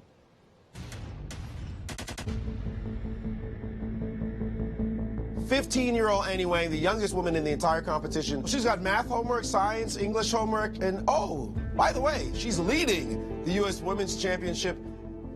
It is a winning endgame for Annie now. Game after game after game. It's been amazing watching her. I'm going to make a little bit of a projection. The young Annie Wang could find herself in first place clear. A difficult game today, but her defense held. She played brilliantly to secure not just the draw, but the win. What she really kept was hope. I can still stay in the game and find the best moves even though I'm lost. And that's something that, you know, is the mark of a champion. Keep fighting. She's doing great so far, and I think she just used her chances really well. She's not a strategist. She's not somebody who comes up with big attacks and sacrifices pawns for the initiative, but she is a tenacious defender. That's Arena Crush she's playing. Right. And she is making this work hard. Will she find it? She's done it. Oh, my She summarily outplayed her. Annie is playing out of her mind right now. What a boss. Boy, in that lovely clip, I mean, you really get the instinct that she seizes the opportunity. And I mean, we have to review what just happened at the end there, because there was some moves that she was playing that were just brilliant, move after move. That's right. Bishop E1 was one of my favorite moves. Rook Where E5, Bishop E1. She was just about to crack open Nazi, and she needed a little bit more firepower. Right. And even with just a minute on her clock, she found Bishop E1. I know. What Finally. incredible instincts. Let's take a look at the very end of that game. This is where I like now, this. your move Bishop looks E1. great. There it She is. played Bishop it. E1. Oh, she is playing. She Look at is that. playing. What a boss! Grandmaster. We have a talent here in the United So States. Bishop A5 Look at check. Annie Wang, Rook And C5 Rook now. C5. A trade she didn't want. And now look at this. Bishop C5, she instantly played Bishop B4. That's resignation. Rook takes, rook allows, pawn takes. At the least, your rook's hanging full. A full rook on E7 is gone. And not to mention Rook C1. And Rook C1 is threatened and everything, so you cannot trade it. And you're just going to lose the rook for no reason on D5. This is resigns. This is that. That's it. This is resigns. And But she she did takes take on D5, and pawn pawn takes, takes. and now it's a Instantly. full rook, and it's resigns. Right. She played an amazing game. And by the way, What a D5, game. D6 check Queen on tap. Queen Queen A4, A4. hoping for nothing, And but there woo! it goes. And then after Rook C1 check, it was Oh. resigns. Annie Wang 1-0 in this Armageddon playoff. Next round, Nazi will have to win with. Guys, that was an exciting finish, and we've got another game in store too. Oh, what a playoff! What do you think, guys? Is it going to go to Armageddon? Not if Annie plays as well as she did, but Stop my pounding heart. I always like Armageddons. You take that one. No, Maurice. yeah. I want to asked be you. last. Your I want to name be is last. Yas. She asked you. I'd love it. I'd love to see an Armageddon. I would love to see an Armageddon too, but with Annie Wang playing so well, That was an amazing game. I'm always I mean, rooting for Armageddon. Yeah. It's the most exciting thing for the championship to be so closely contested that there's no other way to decide it. Exactly. That's why we have it. Well, But not we might much. not need it today. Yeah. We will find out, though, in a few minutes here, as I think they're going to be starting their second game of this mini match very shortly. And here we have it. Nazi Paikidze and Annie Wang are playing their next game. Annie won with white in the first one, and what will happen in the second, we'll find out in just a few minutes. And we'll come back for a commercial break.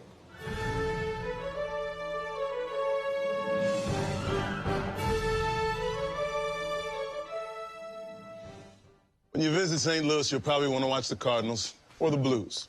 What about after the game? Heading back to the hotel would be a major error. Instead, boogie through the city and discover the music that gave the Blues their name at the National Blues Museum, Broadway Oyster Bar, or even the legendary Blueberry Hill.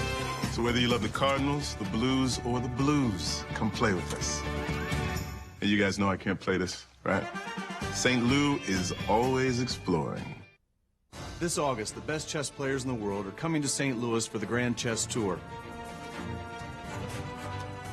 The St. Louis Rapid and Blitz and Sinkfield Cup tournaments will feature the world's best right here in St. Louis. St. Louis Chess Club is celebrating its 10th anniversary, and these tournaments will be a highlight you won't want to miss. For tickets and more information, go to stlouischessclub.org.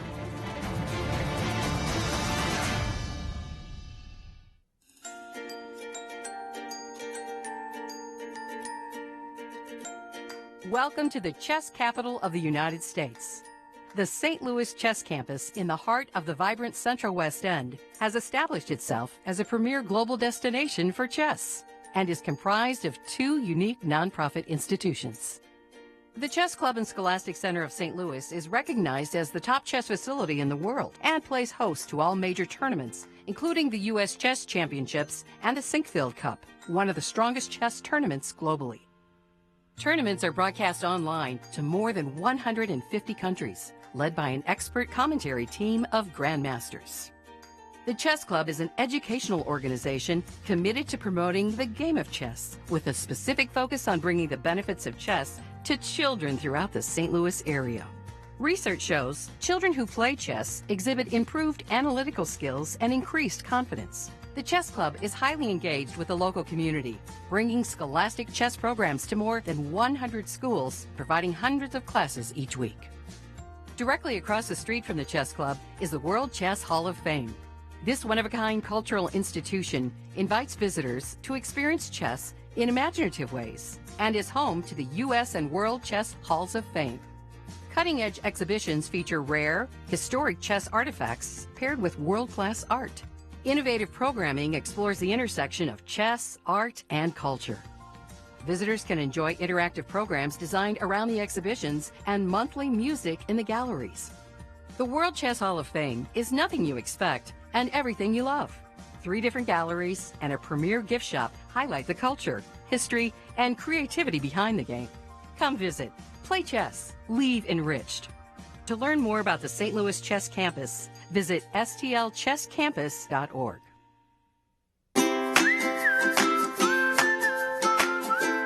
A question on Twitter from Damas. I should not have pronounced that. That was a bit of a trap, yeah? For those of you who are new to chess, it might look like ba3 is an illegal move here, because white advances pawn 2 squares, not 1. But it's a little something we call en passant. And you can do that, but you have to do it instantly. You can't wait for a move, like let's say play king e7, king g2, and now try, because could I do it? I'm sorry. This is too funny for words. This is a software glitch? I'm pretty sure there's not allowed. Lawrence. Hello, Lawrence. Yeah, I'll play 4 against Lawrence. And now he's going to play something against me which we discussed at length during the course of my stay.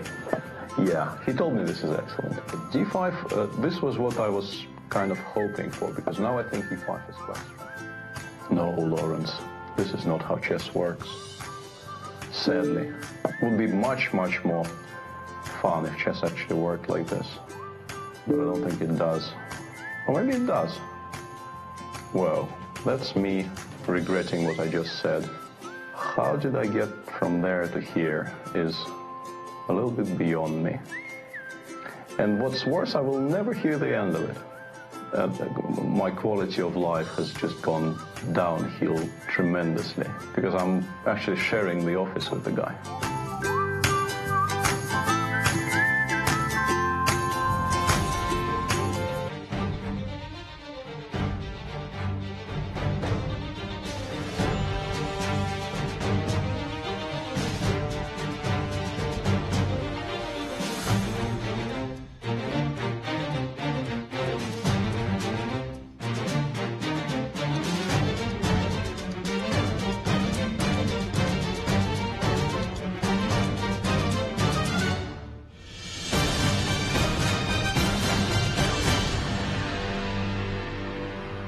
we're back at the U.S. Women's Championship playoff between Nazi Paikidze and Annie Wang.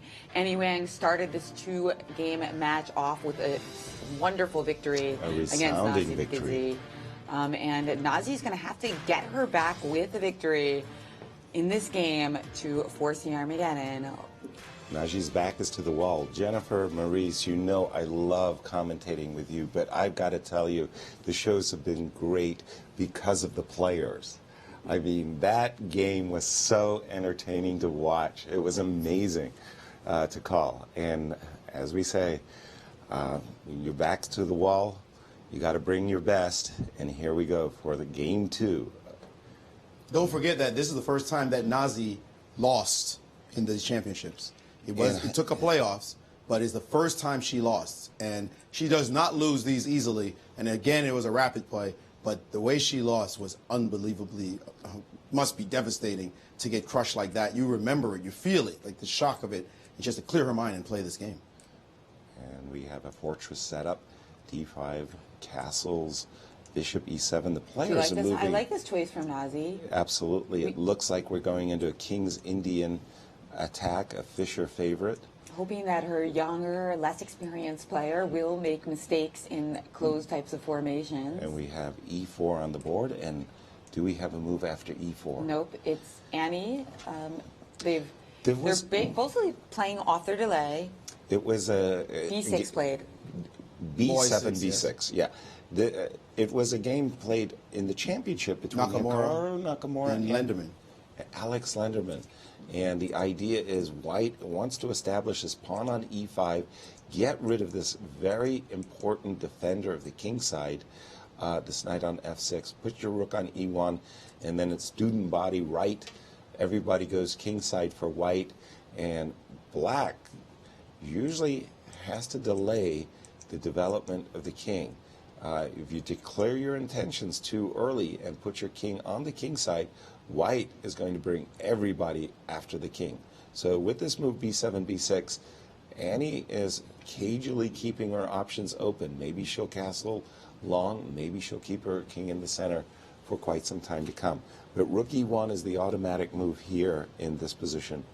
And I think that sometimes it's sort of feeling like Nazi is out-preparing herself a little bit, where when the preparation starts to go away from what she's used to, she hasn't played great. We've seen her catch people in preparation before. Remember the game against Tatev? She played the move B5 in the Karo-Khan. Yes. Move 3, B5. And then she didn't follow it absolutely precisely and got herself into trouble. Exactly. And I seem to recall another game that was like that. It was the game against Annie.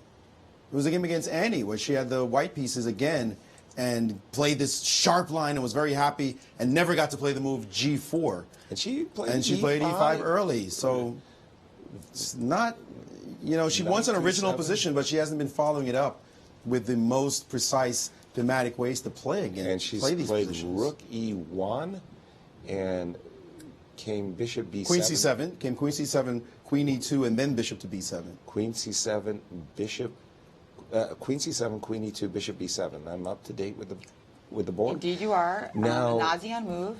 Now, in this situation, Black is preparing castles, but it's more important that Black is preparing this move G5. Right. And it's critical that White play H2, H4 here. If White doesn't play H2, H4, I've played these positions numerous times in my career as Black, and I know that if I get in G5 and castle, I've got the initiative. Yes, and again, like I said, if you just try to put some original position on the board, you know, I'm just going to play this line, I don't want to trade off anything, I don't want to walk into any theory, you could find yourself in a position that you're not familiar with, all the nuances, both strategic and tactical. And your point being, you've seen this before, you're experienced with it, right. You know you must stop this move. So H4 should be screaming at her, play it now and not think. Exactly. If she's starting to think about this position, how do I handle it? And she does not see it. C4. C4. Now, if Annie has played this before as Black, that we don't know. But if she has played this before and she decides to drop G5 on the board, now she does have to calculate G5 takes on D5 and E6. Well, the idea here is the eventual home And she's playing d4. Exactly. The eventual home for Black's king is on the queen side. So let's shut down the action over there. Lock it down so that the king is nicely safe and tucked away on the queen side. Point out why this now g5 wasn't appropriate. G5 would have actually rebounded because an attack on the flank I can best be met by an attack in the center. And takes e6, and suddenly Black is in deep, deep trouble. That was why we saw the move d5, d4. And again, h2, h4 is screaming. You need to play h2, h4. And then knight e4, bishop f4, try to capitalize on those dark squares. Well, I'd love to put the knight on e4. I simply can't. Yeah, your e-pawn is hanging. E-pawn will be hanging in those positions. I simply can't. You're never going to be able to, you're saying? Well, no. Not never. Never, but I've got to go h4. You've got to time it. Bishop f4. And then I'll go back to e4, maybe. So you mean knight f1? You mean knight f1, knight bishop f1 f4, maneuver. back Yes, to e4. exactly. H4 is an important move right now. It's so critical. Although we could always take on c5 and like trade everything off, but that's not what we're after. No. When we're trying to get that e-pawn. And she's played knight f1 immediately. Ooh. Knight f1 immediately. h7, h6, showing that she knows the ideas. Annie knows the idea of g5. Again, h4 is so important. Is g5 still playable if you play h4? Yes, but in this case, if I play h4, which I absolutely need to play, g5 is still playable because after takes. The problem is I'm going to play knight to h2, followed by knight to g4, and then I'm going to start thinking about capturing this pawn on g4.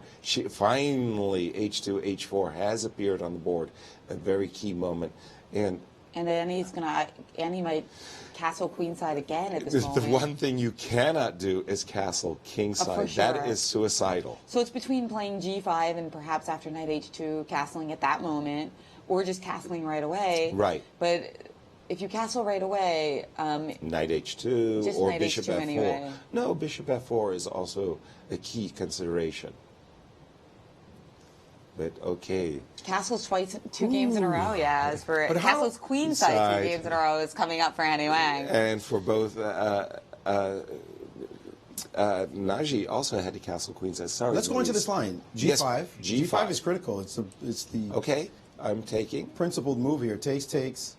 And I'm playing takes, knight h. And she castled queenside immediately. Yeah. I thought she could play with rook h5 and double rooks, and it's hard to figure out how white gets easy progress there. That was the point. There was a. I think g5 is coming anyway.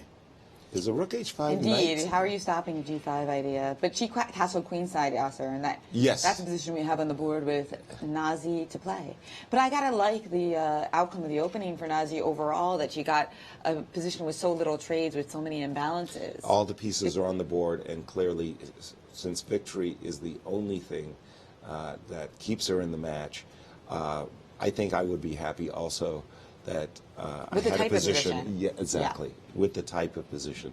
Kind of like when Fabiano played against Yarrow in the U.S. Championship and needed a win to realistically stay in contention. And he got this type of situation as well with castling on opposite sides. Now here, what I'm thinking from White's point of view, first of all, I do want to secure the e5 pawn. I want to play knight h2 to g4.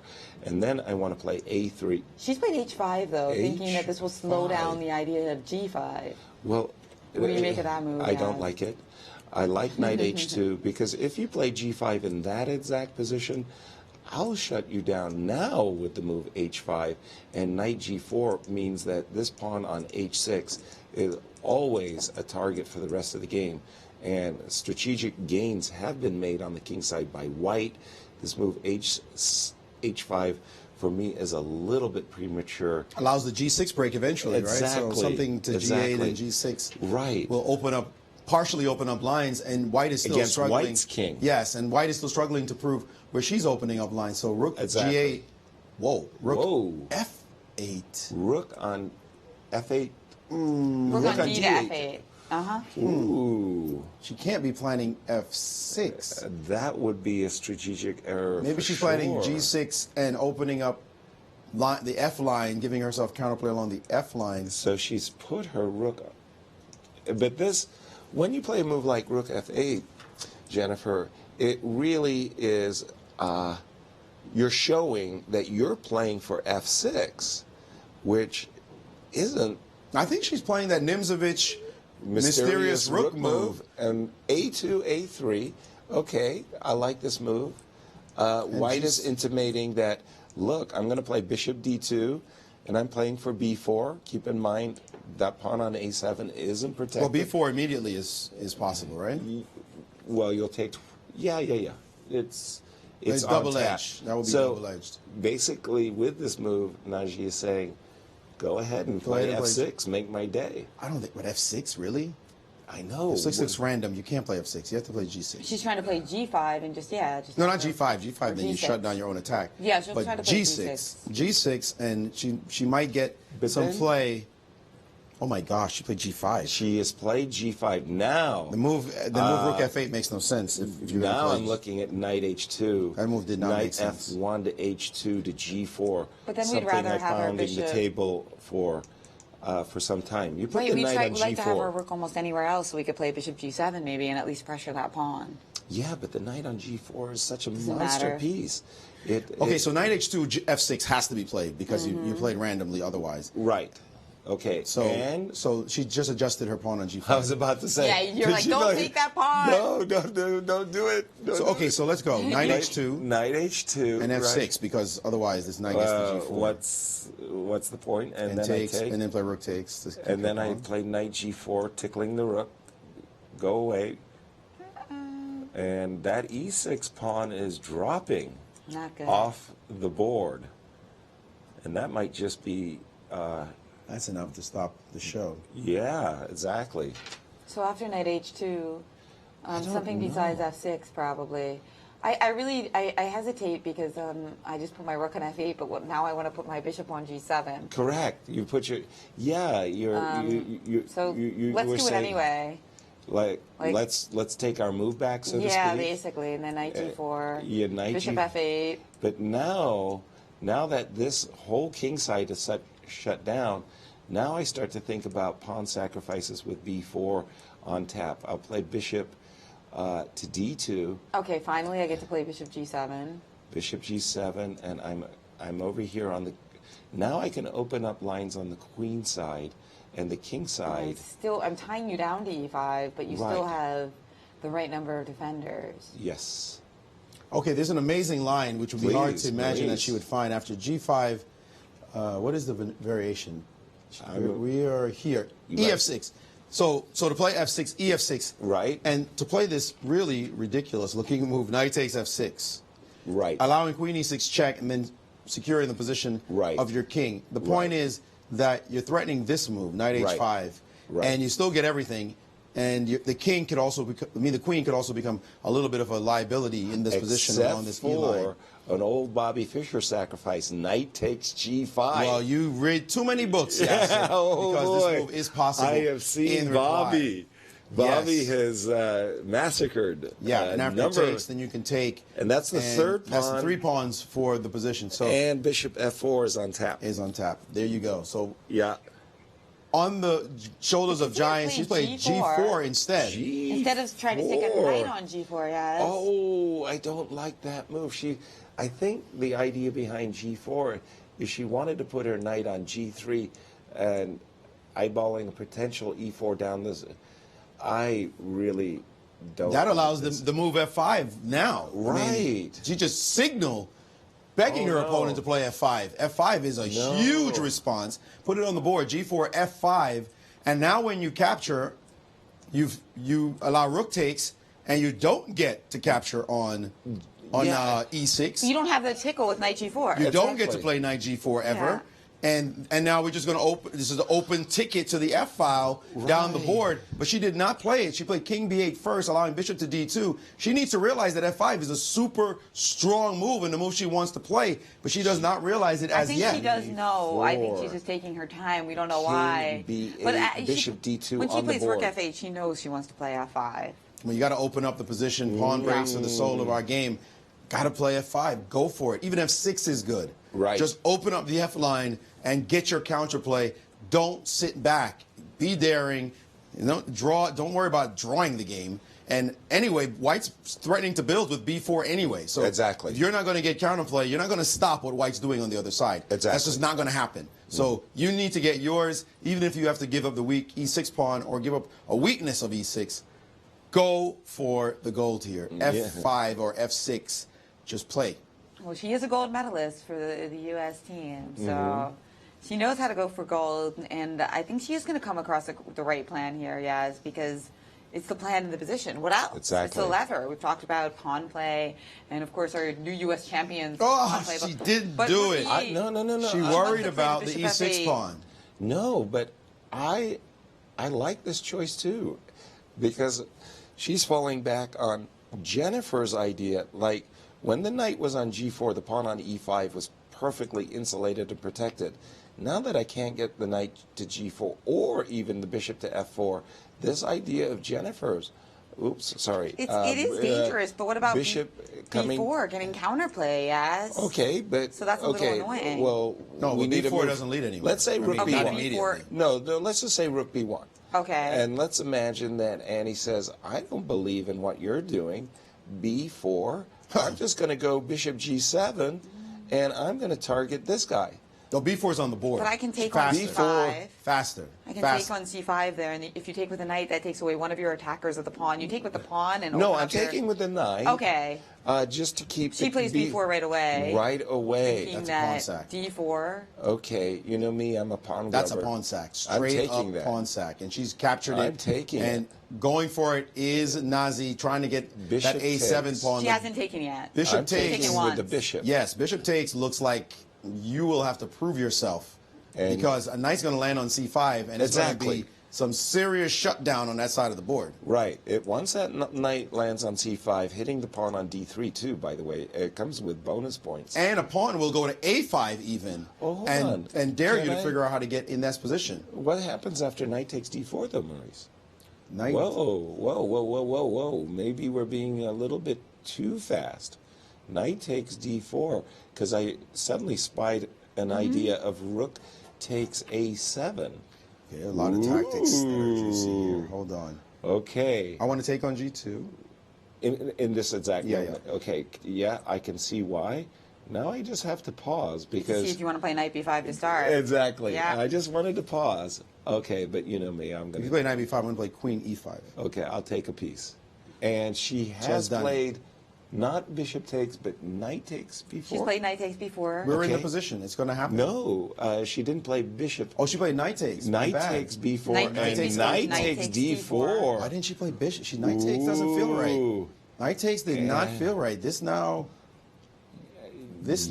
gives White an extra move, keeping that extra bishop on the option, board. right? No, you shouldn't have taken with the knight. At Ooh. least straight down. The game is heating up here, guys. The problem is also the c6 square is going to be very tender in that line with bishop takes g2. Okay, we're looking at bishop takes g2, knight b5, right? We got to look at knight b5 as well. Yeah.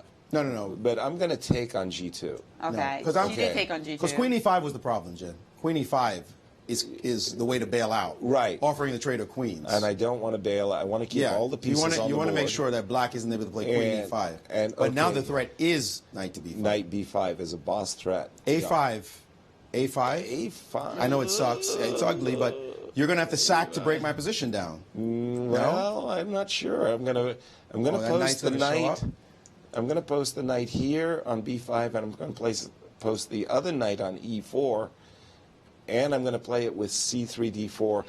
White will just completely take over the game. That's why f5 was so important. And that rook on h8 now looks ridiculous as all of White's pieces are working. Some wobbly moves there by Annie Wang. Armageddon calling. Armageddon calling. Oh, no. Rook d8 to f8 back to e8. Those were two tempi lost. We've seen her do these types of maneuvers. She's a very practical player. She tries not to get behind on the clock, but the negative side of that is sometimes drifting. She just played knight c6. Knight back to c6 is on the board, guys. Okay, knight back to c6. Terrible idea. Well, yeah, her idea is that she takes c5 on knight b5. Right. So I am not smart. Okay, as an attacker, do not trade unnecessarily. I might feel better if your knight is going backwards, though. No, at that's least. okay. That's okay. I want to play f5 right now. I mean, I'm so F5, desperate for f5.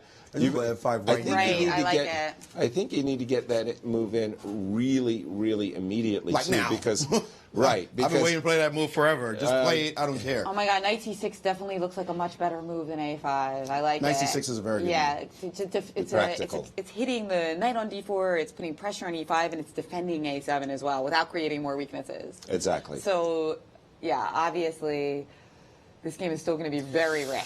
Oh. And I was just joking when I said Armageddon calling because the game is still completely in the air. Lots of time on the clock.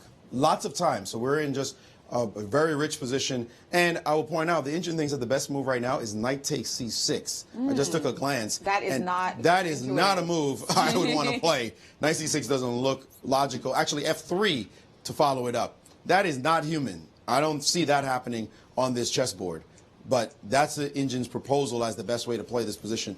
I don't see that. I like it. I mean, it's not intuitively obvious that you want to give up that knight, that attacking knight, but once you start looking at it, you like it. Yeah, of course. Yeah, sure. Once we start looking at it, we know the engine's been crunching billions of possibilities. We know it's a good idea, or you can sense it's a good idea, but I don't see that move being played.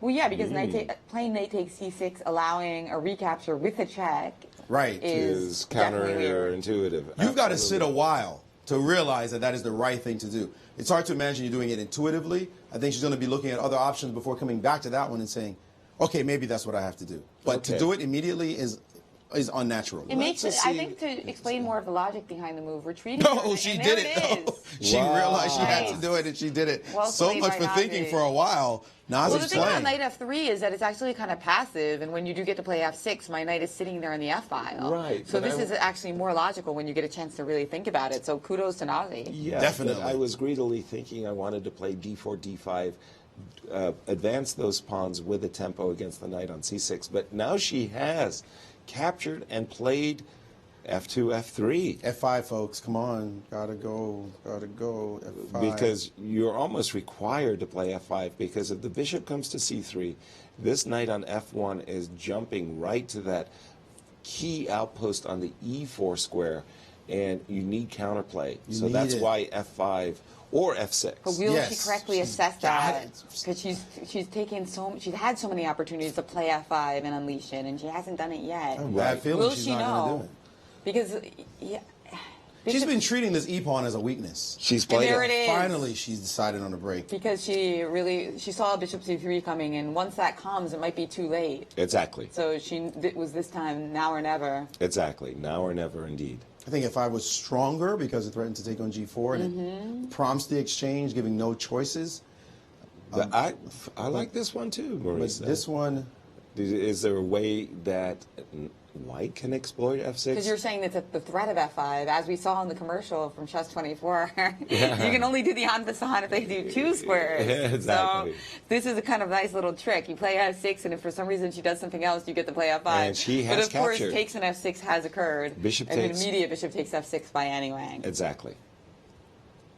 Okay. But now she acquiesces the weakness, but now she has so much play. Look at that bishop and that rook come to life that were sleeping before. And the rook on H8 as well. Okay, rook A2. I wasn't 100% sure. I was thinking also rook A3 to keep the pawn protected. But clearly, by playing the move rook A2, Naji is thinking that at some point in the future, she'll chase this bishop off the diagonal to play rook A1 and double rooks against the A pawn. I'm not How to chase it off the diagonal? Try to train it somehow? Right. Maybe not. And now Annie's idea, maybe bishop D4, knight E5, rook F8, putting maximum pressure on the pawn on F3. No question about that. I mean, you're going to have to stick your knight on E4, but even the knight then, is going to be happy on E4. Even that. The knight is going to be in its glory on E4. So rook F8. So rook F8 we could start with. And we're expecting knight G3. Okay, bishop D4. And I need to post myself up into a good position as well. And you know, that bishop on D4 is so good. I just got to get rid of it. I'm sorry. Okay. I'm just going to play bishop E3 and try to get rid of that bishop. Put my knight on E4, and on a very good day, I'm hoping I can gain a tempo with knight E5. But because I'm attacking on F3 with 3 different things, but I think you can just get away with playing. Can you get away with just playing bishop takes bishop here? I'm not sure. Knight takes F3. You're threatening this guy. And there's a queen E4 in the position. It might, and then Well, then you can take. Then I can take on D4, exactly. So these tactics are very interesting, Yaz. But the point is, if I let me rip open your over here. Just the mercury went down. I don't like the direction you guys went in, to be honest. What? Oh, that's a double. Yeah, double check. Excuse me. I apologize. I feel like black should be putting a knight on C5, and because the F3 pawn looks like it can be defended eventually. I mean, even if you get. So this is the current situation. But E5, okay, because C5 defends as well, but E5 hits D3 and F3 and might force your rook onto the passive F1 position. You might run out of steam in that position. So what are we thinking about? What's the... He prefers to post the knight on C5 instead of E5, so which wouldn't require us to stick a bishop on D4. So that's the good part. It only takes one move instead of two. But Maurice, you want the knight on C5. I just kind of want to. What move did she play? Bishop E3 was Nazi's move. I know, but what? Rook F8. Rook F8 was. Okay, Bishop E3 right away. Sorry. So the knight is actually on F1. Yes, so she's trying to stop the Bishop D4 idea. Right. And also perhaps prepare D4 okay, now herself. I can't. Knight C5 runs into D4 as well. I like this move, Bishop E3. Yeah, that one is D4. No, you don't want that happening anytime soon. And what about knight E5, because that threatens the G4 pawn as well? Well, knight E5, I like that move because that, as you say, is a tempo against that guy, G4 and F3. I really don't like sticking my knight on H2. No fun. No. No, you don't want your knight on H2. But wait. No, Rook A1. No, I can't play Rook A1. What about Bishop? No, that doesn't work. I was going to sack and try to get through on the B line. Yeah, exactly. That's what our spidey sense is saying. Yeah, that you got to. Yeah, there's something going on. Something's happening on that side of the board. Yeah, we're looking at sacrifices, but this is a double-edged position. And 95 was played. On the board. And we're getting this exciting position. Knight H2, Nazi felt compelled to... And she played it quickly. To put her knight into this jail cell here as it defends G4 and F3. But hey, those are two good points to defend. Yeah. The good thing about this is even though it looks really bad, I like the fact that the bishop is on F6 not participating because the knight is in the way. And obviously if we ever move the knight, you're going to go straight back to F1, G3 at E4. Exactly. She's playing her kind of chess now. So maybe this is not as She's playing her kind of chess. She stabilized the position. Right. She stabilized the position. If black runs out of moves, then all of a sudden D4 and some break with C5 and them tickles are going to start. Right. I like the C5 tickle. So the problem the problem for black is if you don't have what is your long-term plan? Right. Like this is nice to have a little demonstration and your knight is sitting on looks like an ostensibly good square, but your bishop on F6 is not working. Your rook on F8 is not working. All that has been shut down in just a quick couple of moves. And now, how do you get counterplay? Because try to D4 double on is the D coming. file? But D4 is coming. So now she's moved the rook over. If I play rook D8. Because if I play rook D8, D4, I may not play D4. I can't take anything on C4. D1. Right. I might prepare it. I want to go C5. I want to try to break open with C5. The thing is, E1 again comes with check. Knight takes. Knight takes. Darn it. No, but what's wrong with just taking anyone with check? What's wrong with continuing the build? What's wrong with rook D1 Rook or D1. nothing? Oh, I was just thinking that my plan there as black would be to try to double rook. How? If I play rook D1 on the D file, you're going to play rook what? D7? Rook F7. Rook F7. This is what Maurice is saying. And then you're going to get to play D4 anyway. Okay, yeah? your knight doesn't have to. Well, actually, there is a threat to. She has played rook D1. Yes. And I'm just afraid black's initiative is going to dry up. And right. The moment white starts rolling the pawns, it's all white. Mm-hmm. Yeah. If white can get in rook C2, D4, and then C5. That's right. Even though the knight on H2 doesn't look pretty, it's doing good work. It'll be back. It's just holding the fort. It'll be back. And then if you're deflected by moving your rook, then it can come into the game as well. The pawn formation right now looks better for white. 2-pawn islands versus 3. The E6 pawn is weak. All endgames lead to white's advantage. The pawn on H6 is also a problem in the long term. And there might even be some funny sacrifice on G5 if you're not paying attention. Because of a runaway H Because of runaway. And also might be a double sack. If that knight ever comes back F1, G3, E4, then that sacrifice is going to be on tap in any endgame. So black really, I think white, the security of white's king versus the insecurity potential of Black's king is starting to speak in this position. And it's really about the initiative drying up. If Black's initiative dries up, White's going to make some very easy moves. That's Pawn true. push in the middle of the board. Rook d7 again. Let's take a look at how that all turns out. As Rook d7, Rook c2, good move. Right. Rook d8, and then just d4. That's going to push my knight back. I don't have any tactical way because you are threatening takes on e5 for the moment. Because you'll be getting the two pieces. If I move the bishop away, you won't actually be able to take it because I have. Now, Yeah, but you just want to play knight f7, okay? You just get the knight out of the way. Now, here is where White would just be in her glory if that knight could ever get back to the e4 square. Oh, but now there the is d4 pawn is hanging. Yeah, Exactly. that's the point. We move our knight and the pawn is hanging. So do you want to play rook d2 or you got something else in mind? I'm looking at d5, actually. Yeah. d5 and c5 both need to be looked at. And it c5 takes- trying to crank things open. That's what I was Takes wondering. them. Can I crank? Can I pry open No, queen position? b7? Where? Can I play queen b7? Yes. And let me drop in with a hello. Hello.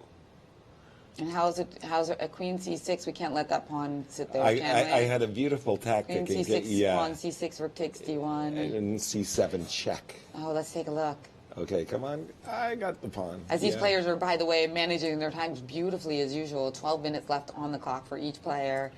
They don't really tank as much as we would see from some other players in the Women's Championship, and it's really creating some well-played games for Rapid. Oh, gosh, yes. Oh, my Nice goodness. one. Okay, and perhaps other Rich. wins as well with it. Oh, Whoa. she just played king a8. Okay, Whoa, that's not what we was expected. What is What this move? is king a8? She's getting off the B line in case of c5. She's king a8. Yeah, but that does not look like Wow, happy she's trails. walking into bishop takes b6 type of ideas. Thank You know for what this the pin. reminds me of? It reminds me Sabina. of. No, it reminds Yesterday. me of. She played that move king a1 and No, it reminds me of quickly- It reminds me of Kasparov Petrosian. No, yeah, Kasparov Petrosian when Kasparov was massing a kingside attack around Petrosian's queen side like Yes, this. Tilburg. And Petrosian played the move b5 with the king sitting on b8. That was Tilburg. Yeah. That was one of the most famous games. Wow. One of an incredible game. If you guys could look that up, and the way Petrosian defended on that side was like, what are you doing? That's just insane.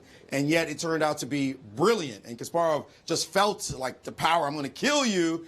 And then the king marched even to c6, flooded by white pieces, just circling like vultures, and couldn't find a shot. And it was just nothing. Tremendous defense. So this is maneuver where she's saying, you know what, let me just get...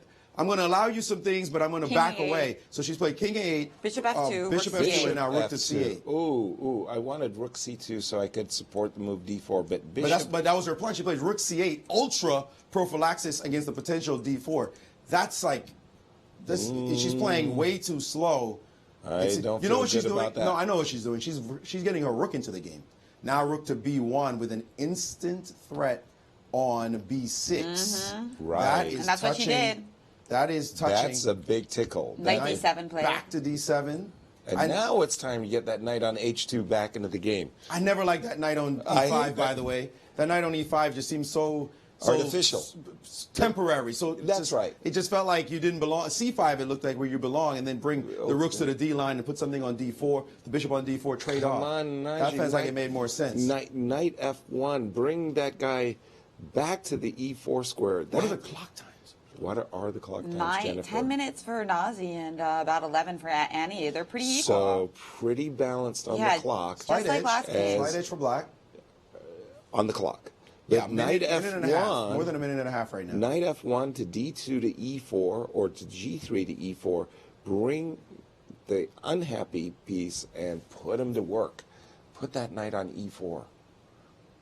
And I like White's position if she affects that maneuver. Yes, absolutely. Worst place piece, bring it into the How game. do we get counterplay? We have to play something like... She played very Rook aggressively. A6, though. Look at that move. A6. Threatening bishop b6. Maybe queen a2 Or is her c5 idea. is also threatening. Maybe her queen coming to a2 is her idea. Isn't bishop You know? b6 also a threat? Yeah. Bishop Yeah, b6 immediate. right now. Yeah. That's right. Guys, The king might have to go back. this looks like a really powerful move. The king might just have to go back and get out of this line because you don't want to play moves like bishop d8 or rook b8 and just corner yourself and get mated somehow on the a file. No. You're going to need to play rook c7 eventually. No, if you go king b8, I got bishop g3 check kinds of ideas too. Ugh. Ooh. Ugh. This may have been E5. much superior to my desired knight f1, g3, e4 idea, because this is just a huge attack. Queen a2 is on tap, and Annie. So maybe king b7 and rook a8? Is that illegal? Oh, man. That king b7. Wow, that is really asking for. I'm gonna zip. Whoa! What did we see? What did we see? What did we see? B7. She just played queen b7. That move looks terrible. D6 in some kind of. That looks terrible. Well, queen a2 is simple. Yeah, just your move, Yaz. And you have no way to add protection to Queen a7. a2, and if you play, and I'm threatening bishop b6, right? Right, everybody. Bishop d8, a move we don't relish to play very much, Yaz, but I think we were going to actually. Oh no, rook see c6. Rook c6. Rook c6 is possible because if you move the rook off, if you move the bishop, then trebling along. Queen a2 has been played. By the way, rook c6 is going to be necessary. I go d4. Yeah. And I'm thinking triple on the a file. What do you want from me? I know. No, you didn't get. Do I get a tempo to play knight ugly b8 so I can bring my rook to the a file? I don't want to do it. Yeah, It knight sucks. b8 looks ugly, but yes, yes. I might have to. Okay. Oh my gosh, she just moved her king back. What has she done? Play king b8 is got to be bad. Is the rook on c8? Yes, it is. What did she do? King b8.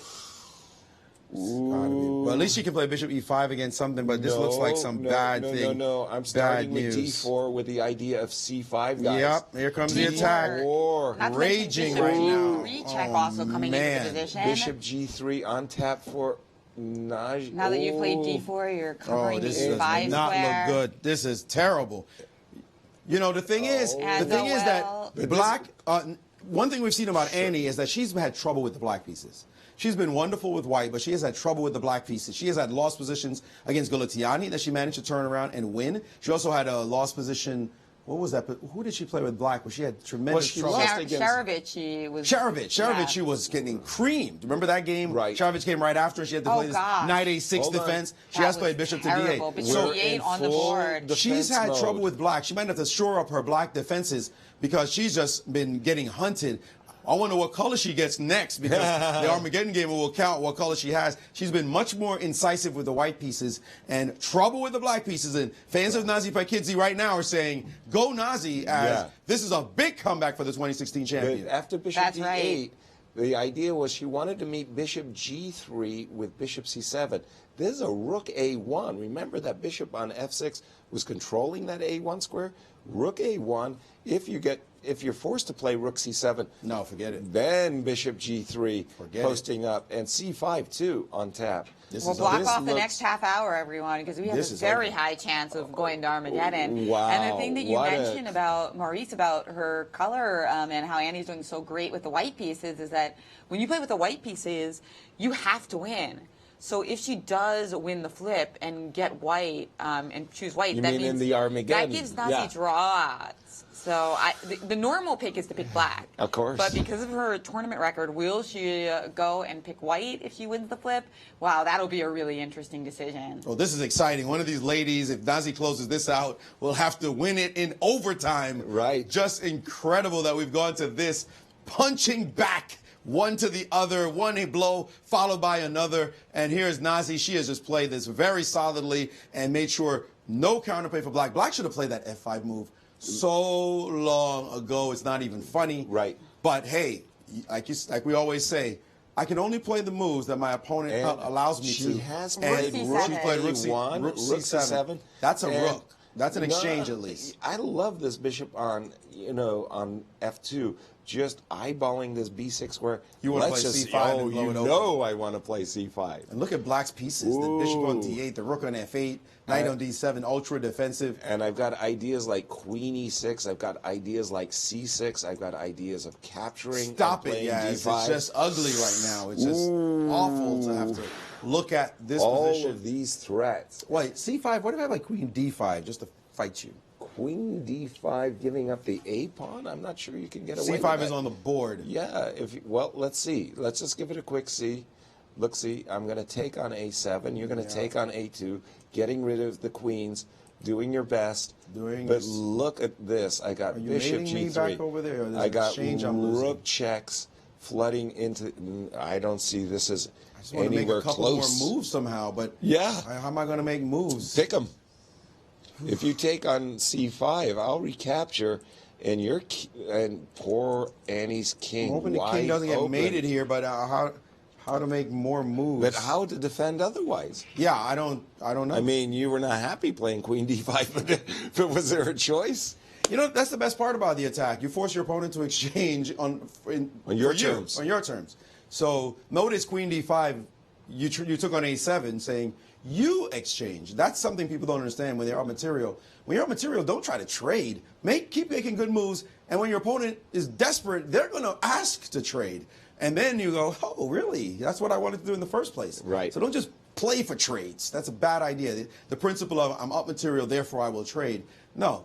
Yes, trades are good for you. That's all you need to think about. Trades are good for you, but you're up. Your opponent is going to be desperate. So if they start offering you trades, you just say, okay, keep offering. Guess what? I'm up material. Yeah. So that's a very important principle to know. They're both at 7 minutes, but that's not going to matter that much in this position. It's just not with white. I'm also seeing some nice lines where you can play like C6 and then Rook A8 and Rook C7, Rook A7 mate with the rook sitting there on C6. Right, and don't forget Bishop G3 is just lurking in the position. That's right. You got to watch that every move. As his queen takes E6. Knight on H2 is just laughing. That's just. It didn't have to do any work. I'm hanging out over here. Don't worry. Don't worry. You guys can take it. You guys cool. take over. I'm the king's defender. It's cool. There's nothing happening. Guarding the fort. But hold on, guys. You gotta just stop and pay respects. Najee, back against the wall, is playing an amazing game, and we have Rook E8. Two amazing games so far. They're showing that they're champions. E8.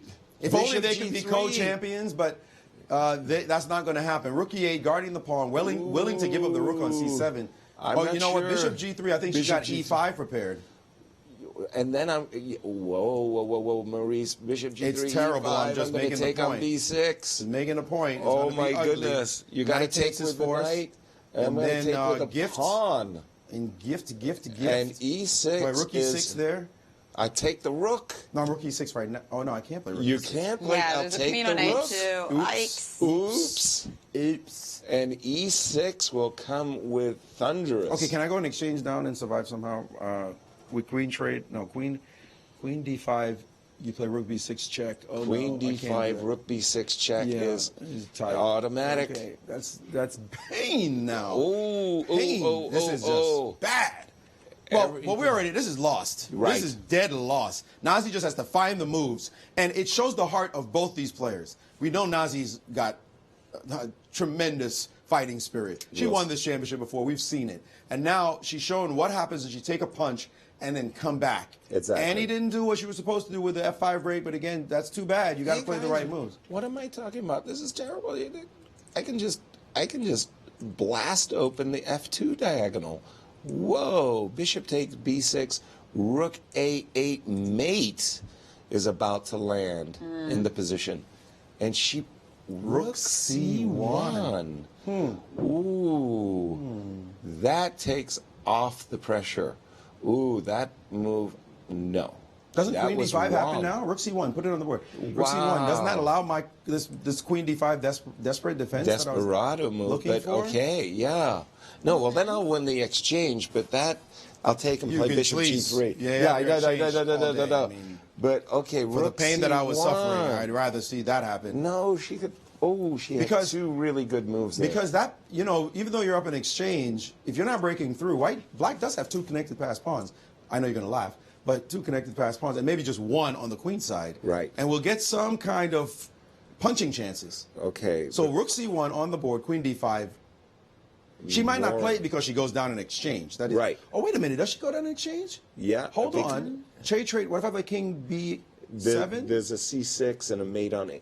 No, it's not mate on A1. I take on D8, you take on A6. I don't have the mate on A1. But you could start with C6, couldn't you? Okay, but let's play the line. Let's play the line. With C6. Come on, let's play the line. So we're so you're saying queen D5. Right. So takes on D5. Takes on D5. And now the line we were looking at is Bishop G3, King B7. What do you got for King B7? But maybe you we'll could just also interpolate back up. C6. Oh, she played E5. She played E5. what? She did not play She Queen played takes something D5. that's She did not like- play Queen D5, rather. She played E5. Well, Annie was clearly afraid of this boss move, Bishop G3, which is why she wanted to shut down that diagonal. But Queen F7 is not. And what about C6? C6. What does that do? I guess you can C6. just hang on. Rook takes C6, Queen C6, Rook A7. I'll give you It's not- that. It's not dead. I'll give you that. Yeah, I'll be Yeah. happy if I saw that Because position. A8 Right. is No, A8 is covered. E5 is a fight. E5 is force you to think. Force you to think. You better come up with a move. D5 is not possible. C6 is a different kind of line. This is Bishop G3 bad. is possible. This is bad, Just but pinning the pawn. Yes, Bishop Sticking G3. the bishop on G3 like all of our other lines. That And makes now a lot of we, sense. can I play Bishop F6 in reply? And she has played Bishop G3.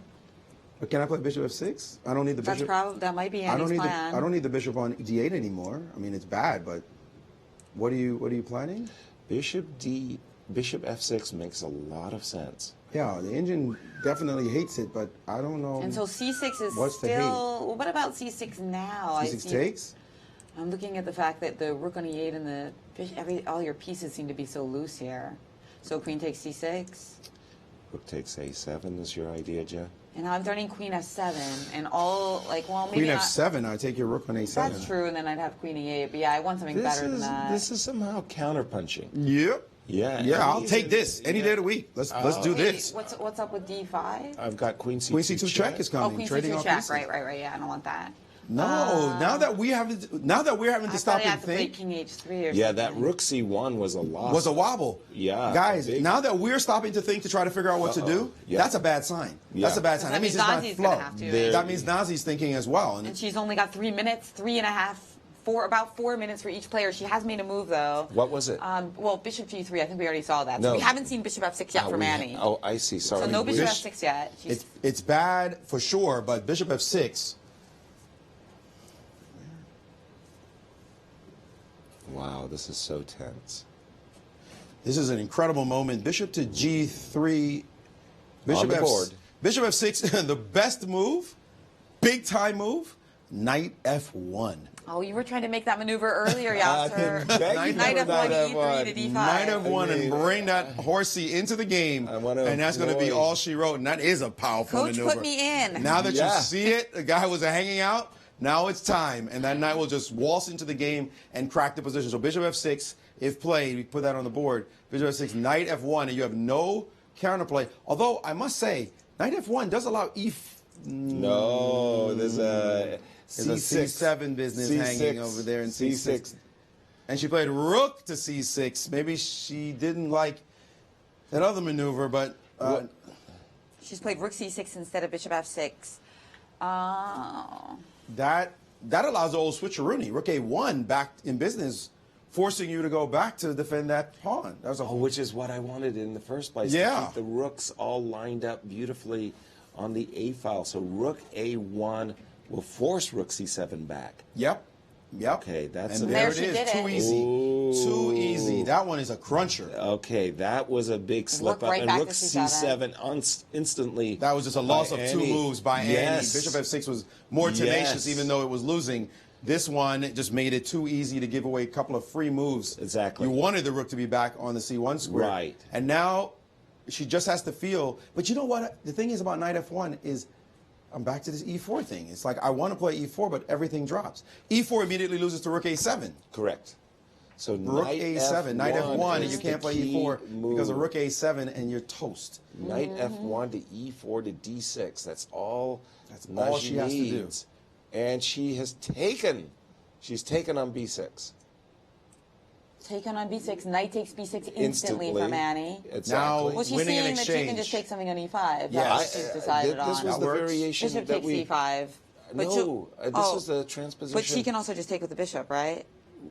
Yeah, but I'm thinking take. She's the done it. pawn. She's taking with the done it. bishop. She's done Because, it. yeah, we were looking at that line with pawn takes, right? Right. Rook takes E5, sacking the exchange, pawn takes E5, all been played. We talked about 3.5 Petrosian. minutes for each player. We talked about Petrosian earlier, and Trojan exchange sacrifice has been executed, not under great circumstances. No, not under any. No, because that pawn on e5 is pretty lovely. Okay, so what about something like bringing the knight in now? Knight d5. I know it's dangerous looking, but knight d5 starts to threaten some things.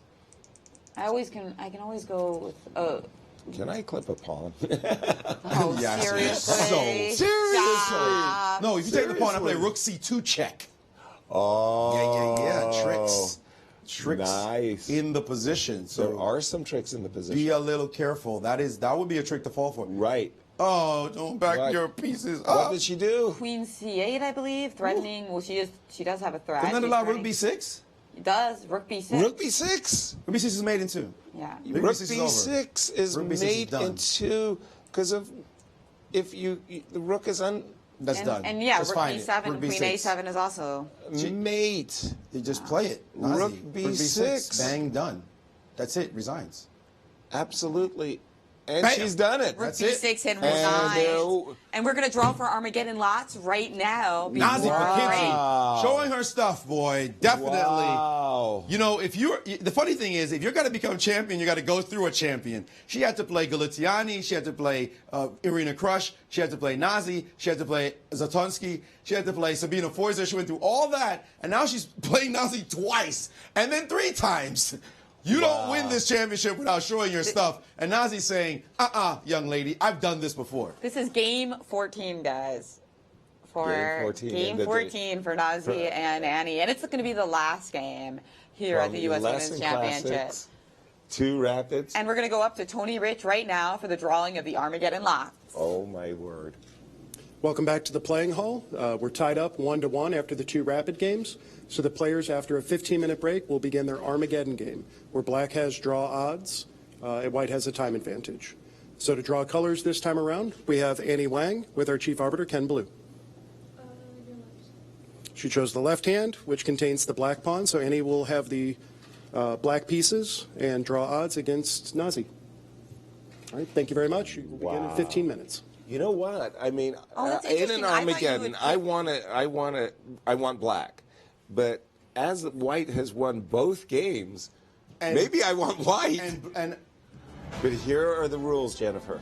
Well, white starts with 5 minutes plus a 2-second increment. Black starts with 4 minutes plus a 2-second increment. And black has declared the winner in a draw. This is a little bit more favorable than traditional Armageddon structures where there's not always that 2-second increment. Exactly. So that's why if you would normally pick black in a draw, then in an Armageddon match, you definitely pick black with these precise rules. But because these 2 women, it could be the exception. Yeah, that extra minute with the 2-second increment is not as effective.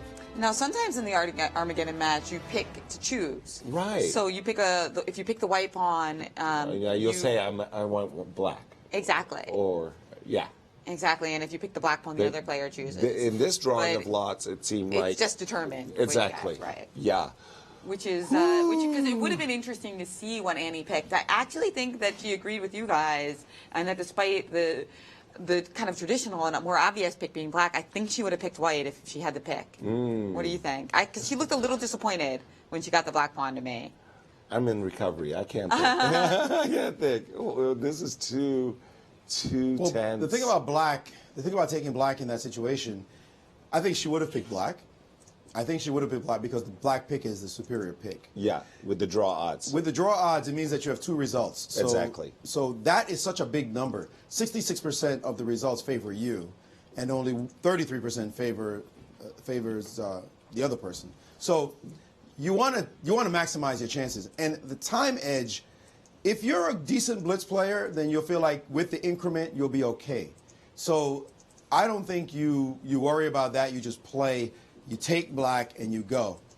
Now we're going to see if her heart, that is Annie Wang's, is going to be in this next game. Will she be able to play with 100% focus after having the championship in her hand in the classical portion and then losing in the last round, then having it in her hand again in the rapid portion and losing it again? Can she still maintain it?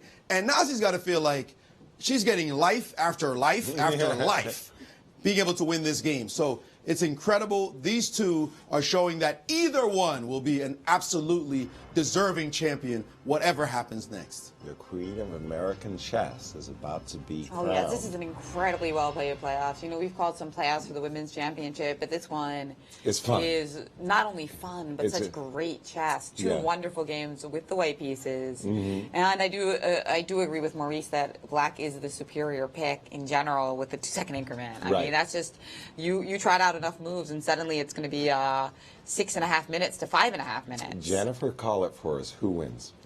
I'm going to go with Nazi. I think it's very, very close, but I'm going to go with Nazi. Maurice, call it for us. Who wins?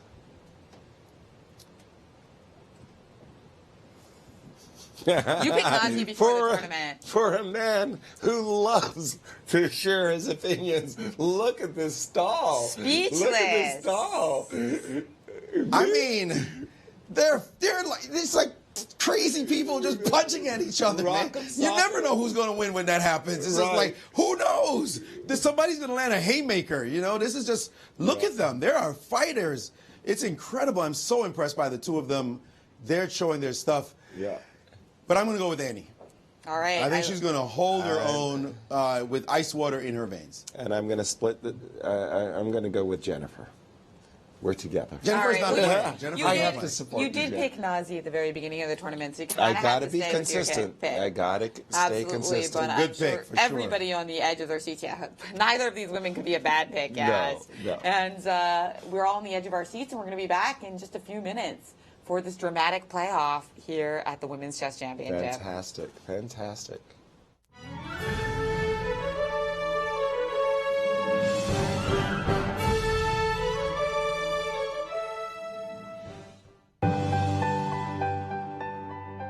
Healthcare in America is changing, evolving, and we're helping lead the transformation. Ascension is made up of physicians and other caregivers called to deliver compassionate, personalized care for all. As one of the largest providers of care in the country, our patients benefit from collaboration between hospitals, medical practices, and healthcare innovators nationwide. Ascension's faith-based heritage means we have a moral obligation to serve everyone, especially those who are struggling. Last year, we provided almost $2 billion in care for people living in poverty and for programs to help them. Whether it's in a hospital, a neighborhood clinic, a senior living facility, or at home, Ascension's care providers value every aspect of our patients' lives and health. We listen with respect to ensure every person we serve gets the right care for them. Personalized, compassionate, that's Ascension. Be surprised. Be intrigued. Be delighted. The World Chess Hall of Fame in St. Louis is nothing you'd expect and everything you love. 3 galleries highlight the history, culture, and creativity behind the game. Explore chess in ways you never imagined. It's a one-of-a-kind cultural institution where rare artifacts and world-class art play together. The World Chess Hall of Fame. Mind, art, experience.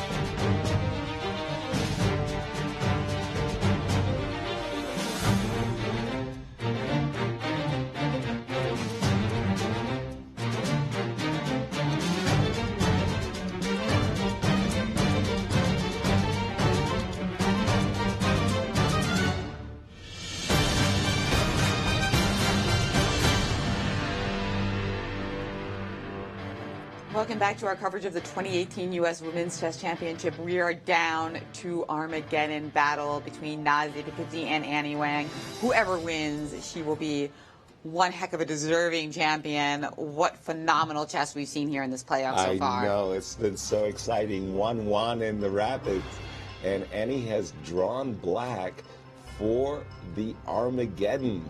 And that gives her draw odds. Nazi Paikidze has the white pieces. She must win. But both players have won with white so far in the playoff. Too close to call, Yaz. But this is going to be 5 minutes to 4 minutes with just a 2-second increment. By the way, 2-second increment is hard to accumulate because even if you play really fast, it takes you about a second to make the move. Exactly.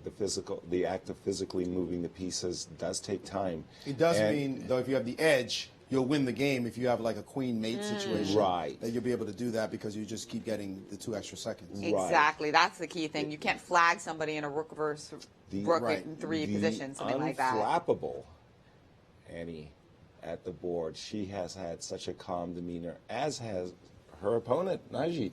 She's been regal throughout as well. What's great about this, too, is that these two, because of this matchup, we will be talking about them as rivals now for future years. Absolutely. Because we'll remember this match between the two. So you could just see us doing commentary next year when the two play each other again, and then the year after that. They're so young, especially if Annie decides to stay in chess over the next several years. We'll be talking about them fighting it out, and especially if Annie keeps playing like she's playing, she's going to be fighting for the title. We won't be looking at her as an underdog anymore. Nobody's going to overlook this young lady, as Jennifer Yu will be up there as well. But she's going to be one of the pre-tournament favorites if she keeps playing like this in the ensuing year before the next championship. That's right. Annie Wang and Jennifer Yu are going to be towards the top of the table in future years, no doubt, and probably some other girls that are being inspired by Annie Wang right now, saying, you know what, this could be me. I need to study. I need to work on my game more. I'm being inspired. Why did you say girls being inspired? Agreed. She's got ice water. I want some of that. Whatever she's drinking, just incredible. But of course, Nazi Paikidze, a tremendous champion, has been here. And the lady I picked. And what about the mental toughness that they're both showing? Remember that Annie Wang lost her final game after a phenomenal tournament. She lost. How disappointing, and she went down badly. Then she came back to play a gorgeous game to win the first game of the playoffs. Nazi now, with her back against the wall, did the exact same thing. Right. They're just showing so much mental fortitude in the face of adversity. They are fighters. It's incredible. Nazi is also a fitness freak. Nazi's always in the gym every day, working out, keeping herself in top shape. She's used to going the extra mile. She's got that determination. She's got that stamina. She could probably play another 5 rounds, and it'll be no problem. You want to play tomorrow, she'll be in it. But now they're all down to 1 game, look at them and they're blitzing out basically the same position they just had. Well, it worked out for her last time. The King's Indian attack. What did Annie get in her head that she should have done? I wonder if she may have chatted with her coach beforehand, and her coach told her, you should have played this move in that setup. Wonder if she's found that out, as they're in the exact same position. She's just blitzing out the moves. I believe she did. She must know what she should have done. And I think that certainly Nazi's playing the same way, and we're in the exact same position she just lost in. No doubt she has talked to her coach. There's no question as she's played to this position. She should not play White should not repeat the h5, but play knight h2. And she did not. Yes, and put the knight on g4 after g5. You take, or g5, you could even play h5 and then knight g4, and that pawn on h6 is always the Achilles heel in the position. They both talked to their coach about the game. Yeah, and she has played g5.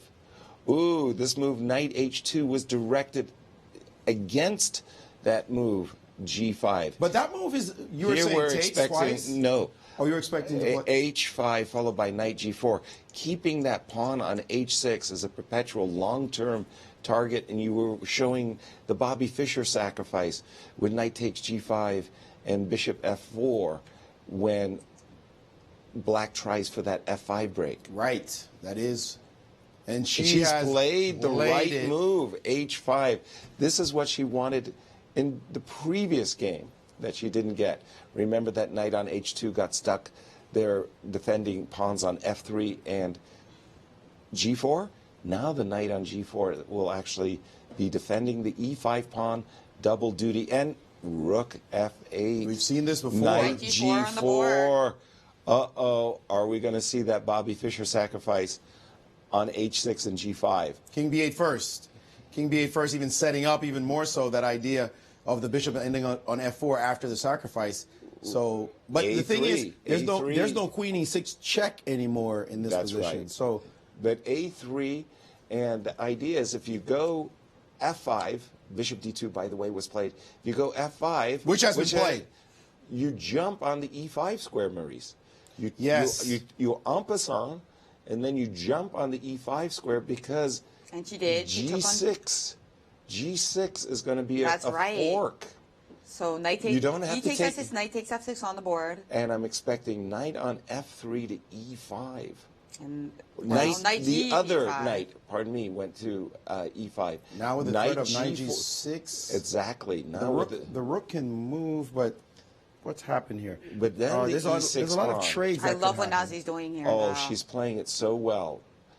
Much, much different than the first game, which was a little bit double-edged at a moment there. And maintaining that 1 minute lead on the clock is Nazi.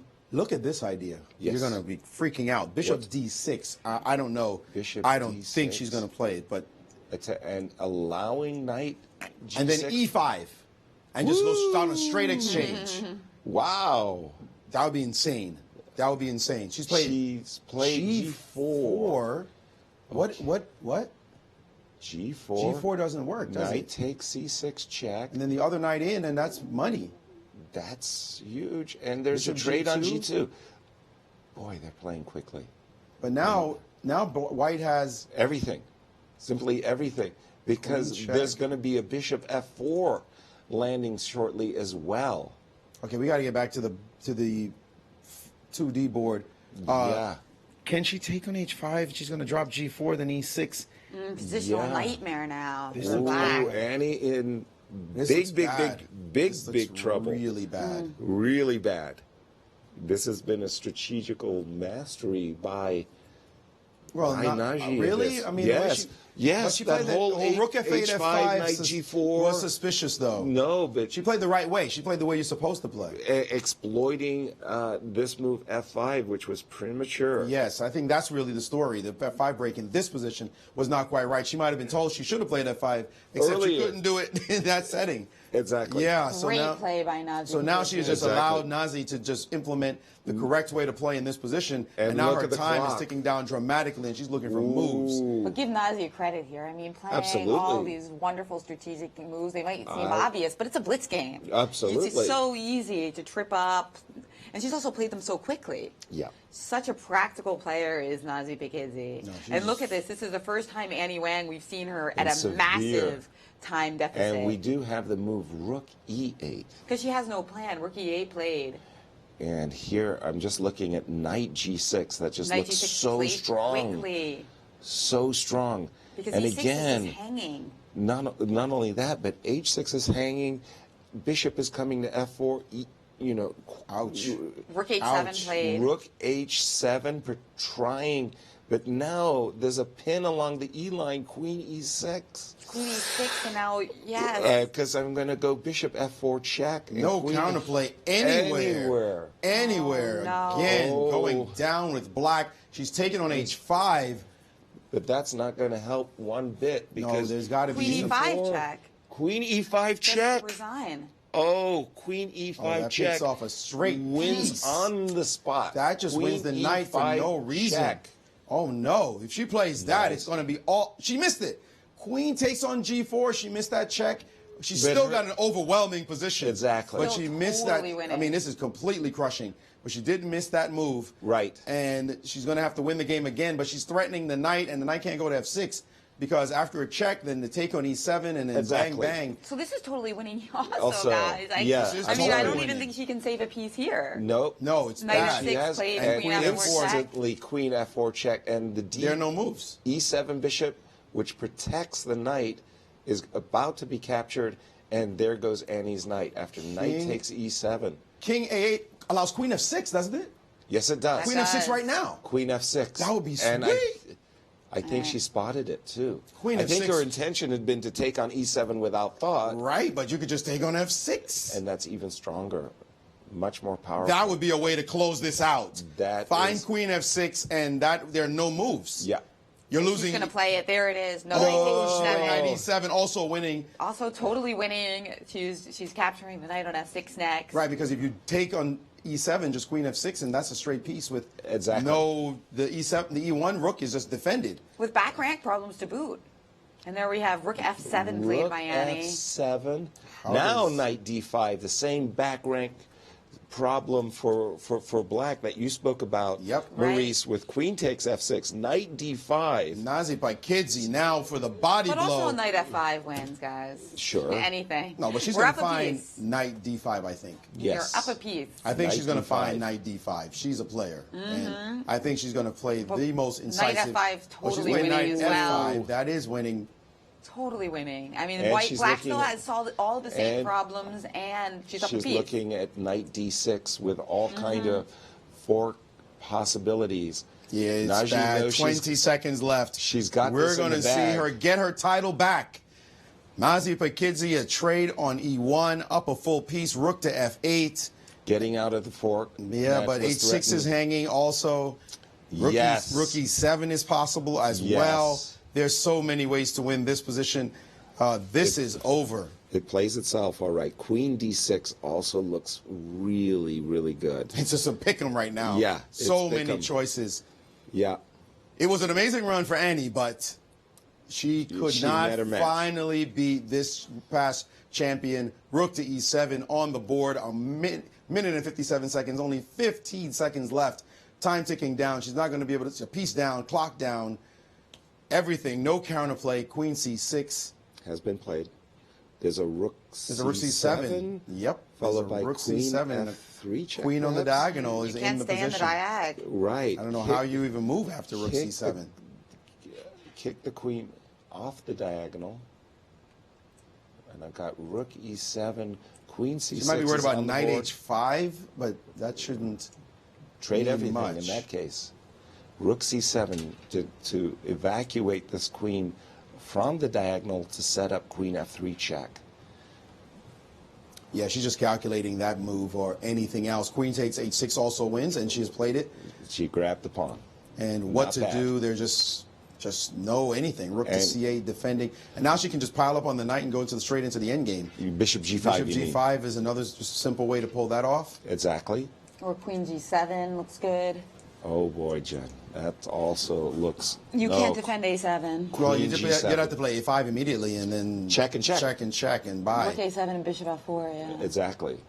All of it now is crushing, and she is reaching, kind of move. And she's played rook to f7, another win, forcing the exchange of queens in this position. 3, 2, 1. And queen to. And she flagged. And Annie Wang has flagged. Nazi Paikidze is our 2018 U.S. Women's Champion. Now, Ken should be stepping in right here. Yes, the arbiter should be here. And there it is. The clock is done.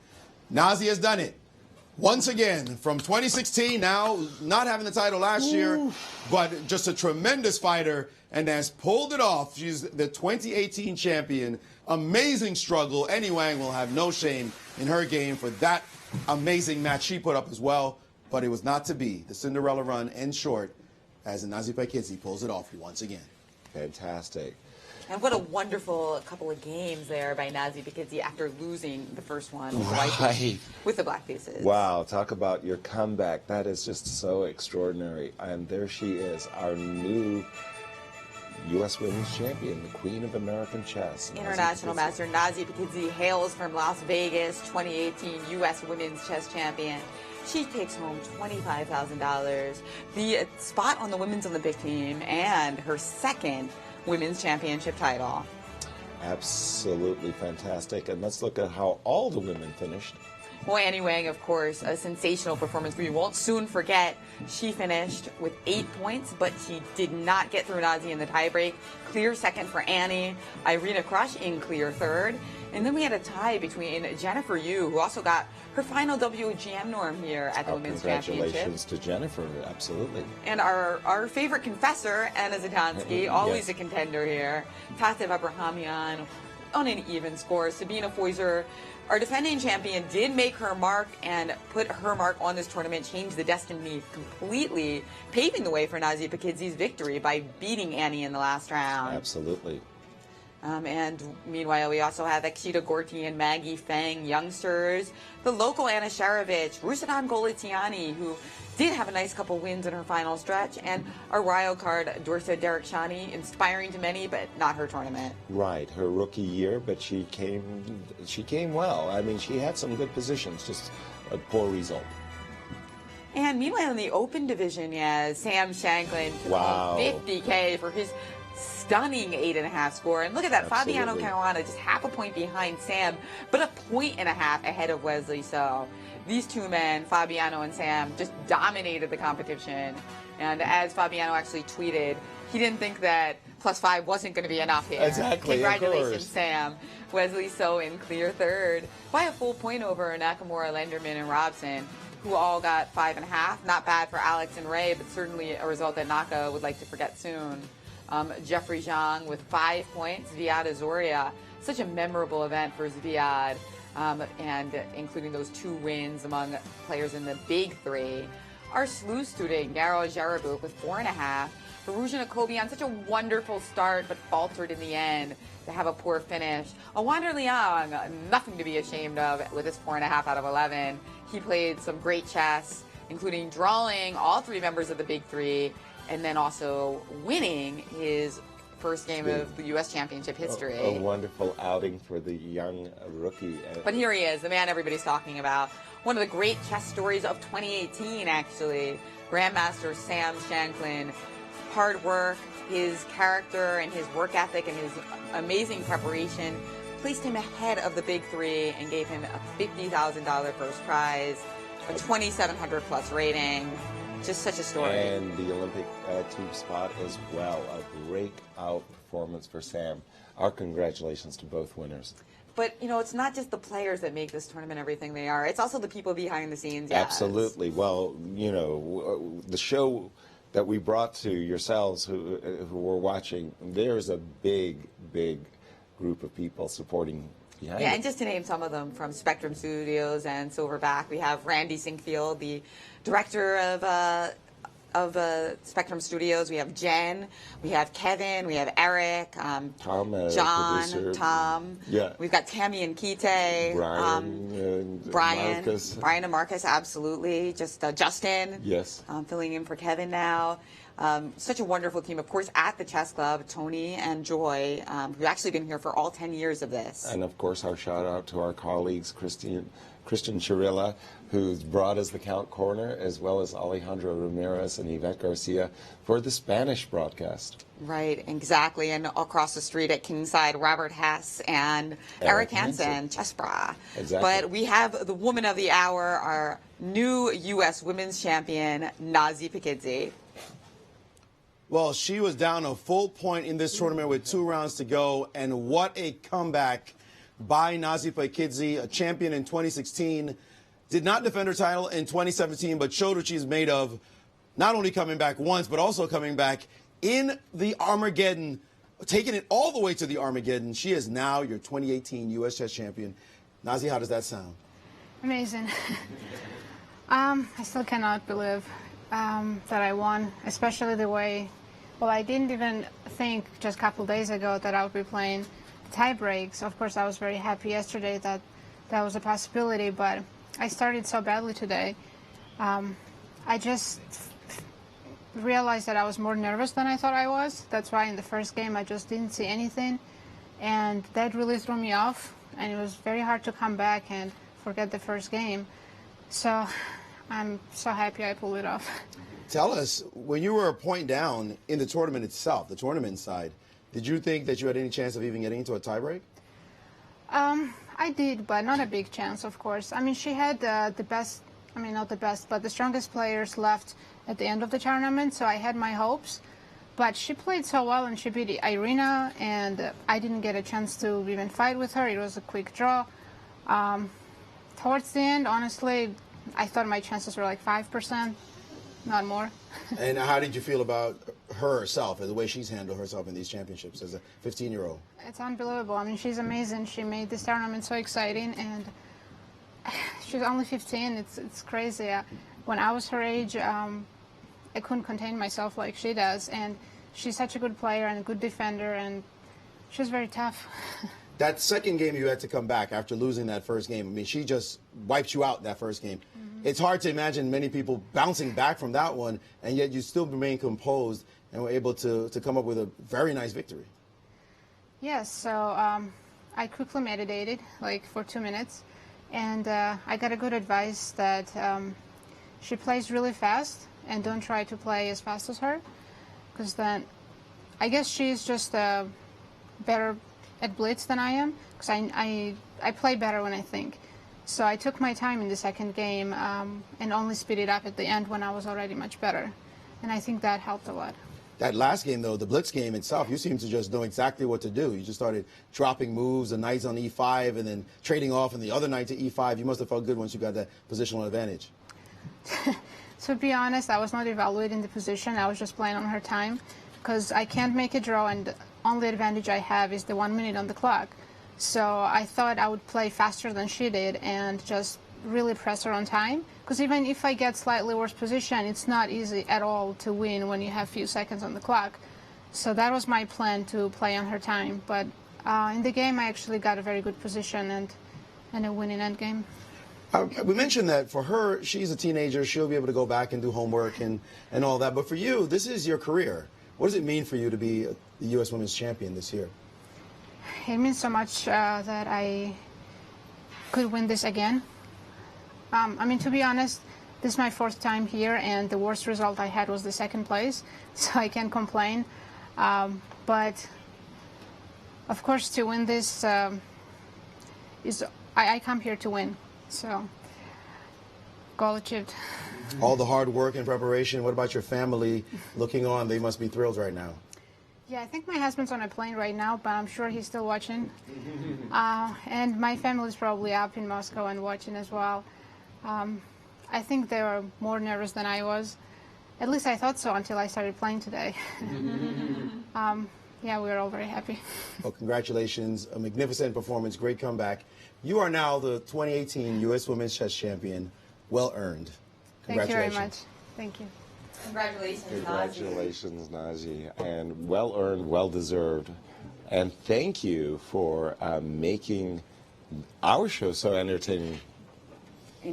Indeed, and we, of course, in St. Louis, the capital of chess in the United States, we have a lot more chess coming up. Yes, we do. A Summer Chess Classic, which is going to go down from May 15th to the 23rd.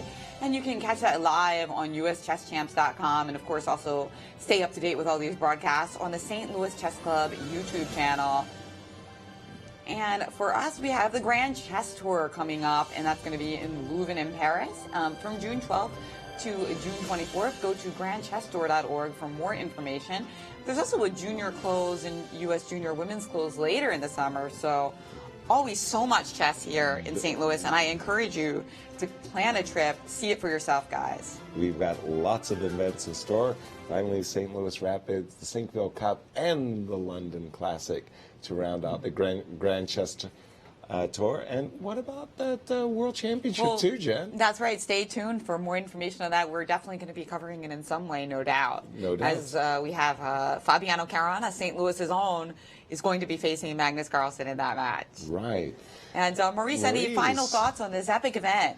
Wow. Is it over? Is it over? More games? We want to do commentary. This was so exciting. One of the most thrilling championships. Remember, we've seen the favorites win in previous years on one side or the other. And last year and the year before, Fabiano Caruana won in 2016. Wesley So won in 2017. To have two of the players in this tournament who weren't one of the very, very top. Okay, Nazi won on the ladies' side, but we haven't seen Irina won. now in 3 tries. We haven't seen Anna Zatonski win in 3 tries. A turning of the tide. Sam, of course, a fantastic result. Just incredible to believe that he got 8.5 in this field out of 11 points, and Fabiano Caruana also with a spectacular result. So there we just saw something amazing, and amazing still. Annie Wang, she will be back. Tremendous attempt on her part. It was not to be, but still a great player. American chess is in great hands. This is what the U.S. Championships is all about, and certainly an exciting event. Guys, I want to thank everyone, and it's great to be with the Super Friends. You guys are amazing to work with. It's so much fun. I can't wait to do it again. Thank you, Maurice, and absolutely likewise. And a few more thank yous. It's been amazing to Dennis Boros in the track. Yes, who's helping with the analysis in the background there. Go take a look at that game over there. It looks very exciting and exactly. We've got Kylie and Rebecca and Beth and Brian Chester, all the staff at the St. Louis Chess Club. The food has been wonderful. Fortunately, they keep us anchored, and those cookies, boy, they get snapped. And of course, to everybody watching, all from the over 100 countries, it's just wonderful to get that perspective on how this chess is a global game. Yes. And even though it's the U.S. Chess Championship, it has so many stories and players from so many different backgrounds. The fact that we're attracting a global audience is so meaningful to us here at the St. Louis Chess Club. Absolutely. So we are going to be hosting a closing ceremony soon, so you'll get more information and photos from that on uschesschamps.com. Until then, I'm Jennifer Shahade signing off for Yasser Seirawan, Maurice Ashley, and everybody at Spectrum Studios and Silverback at the St. Louis Chess Club. Thank you all for joining us. Good night.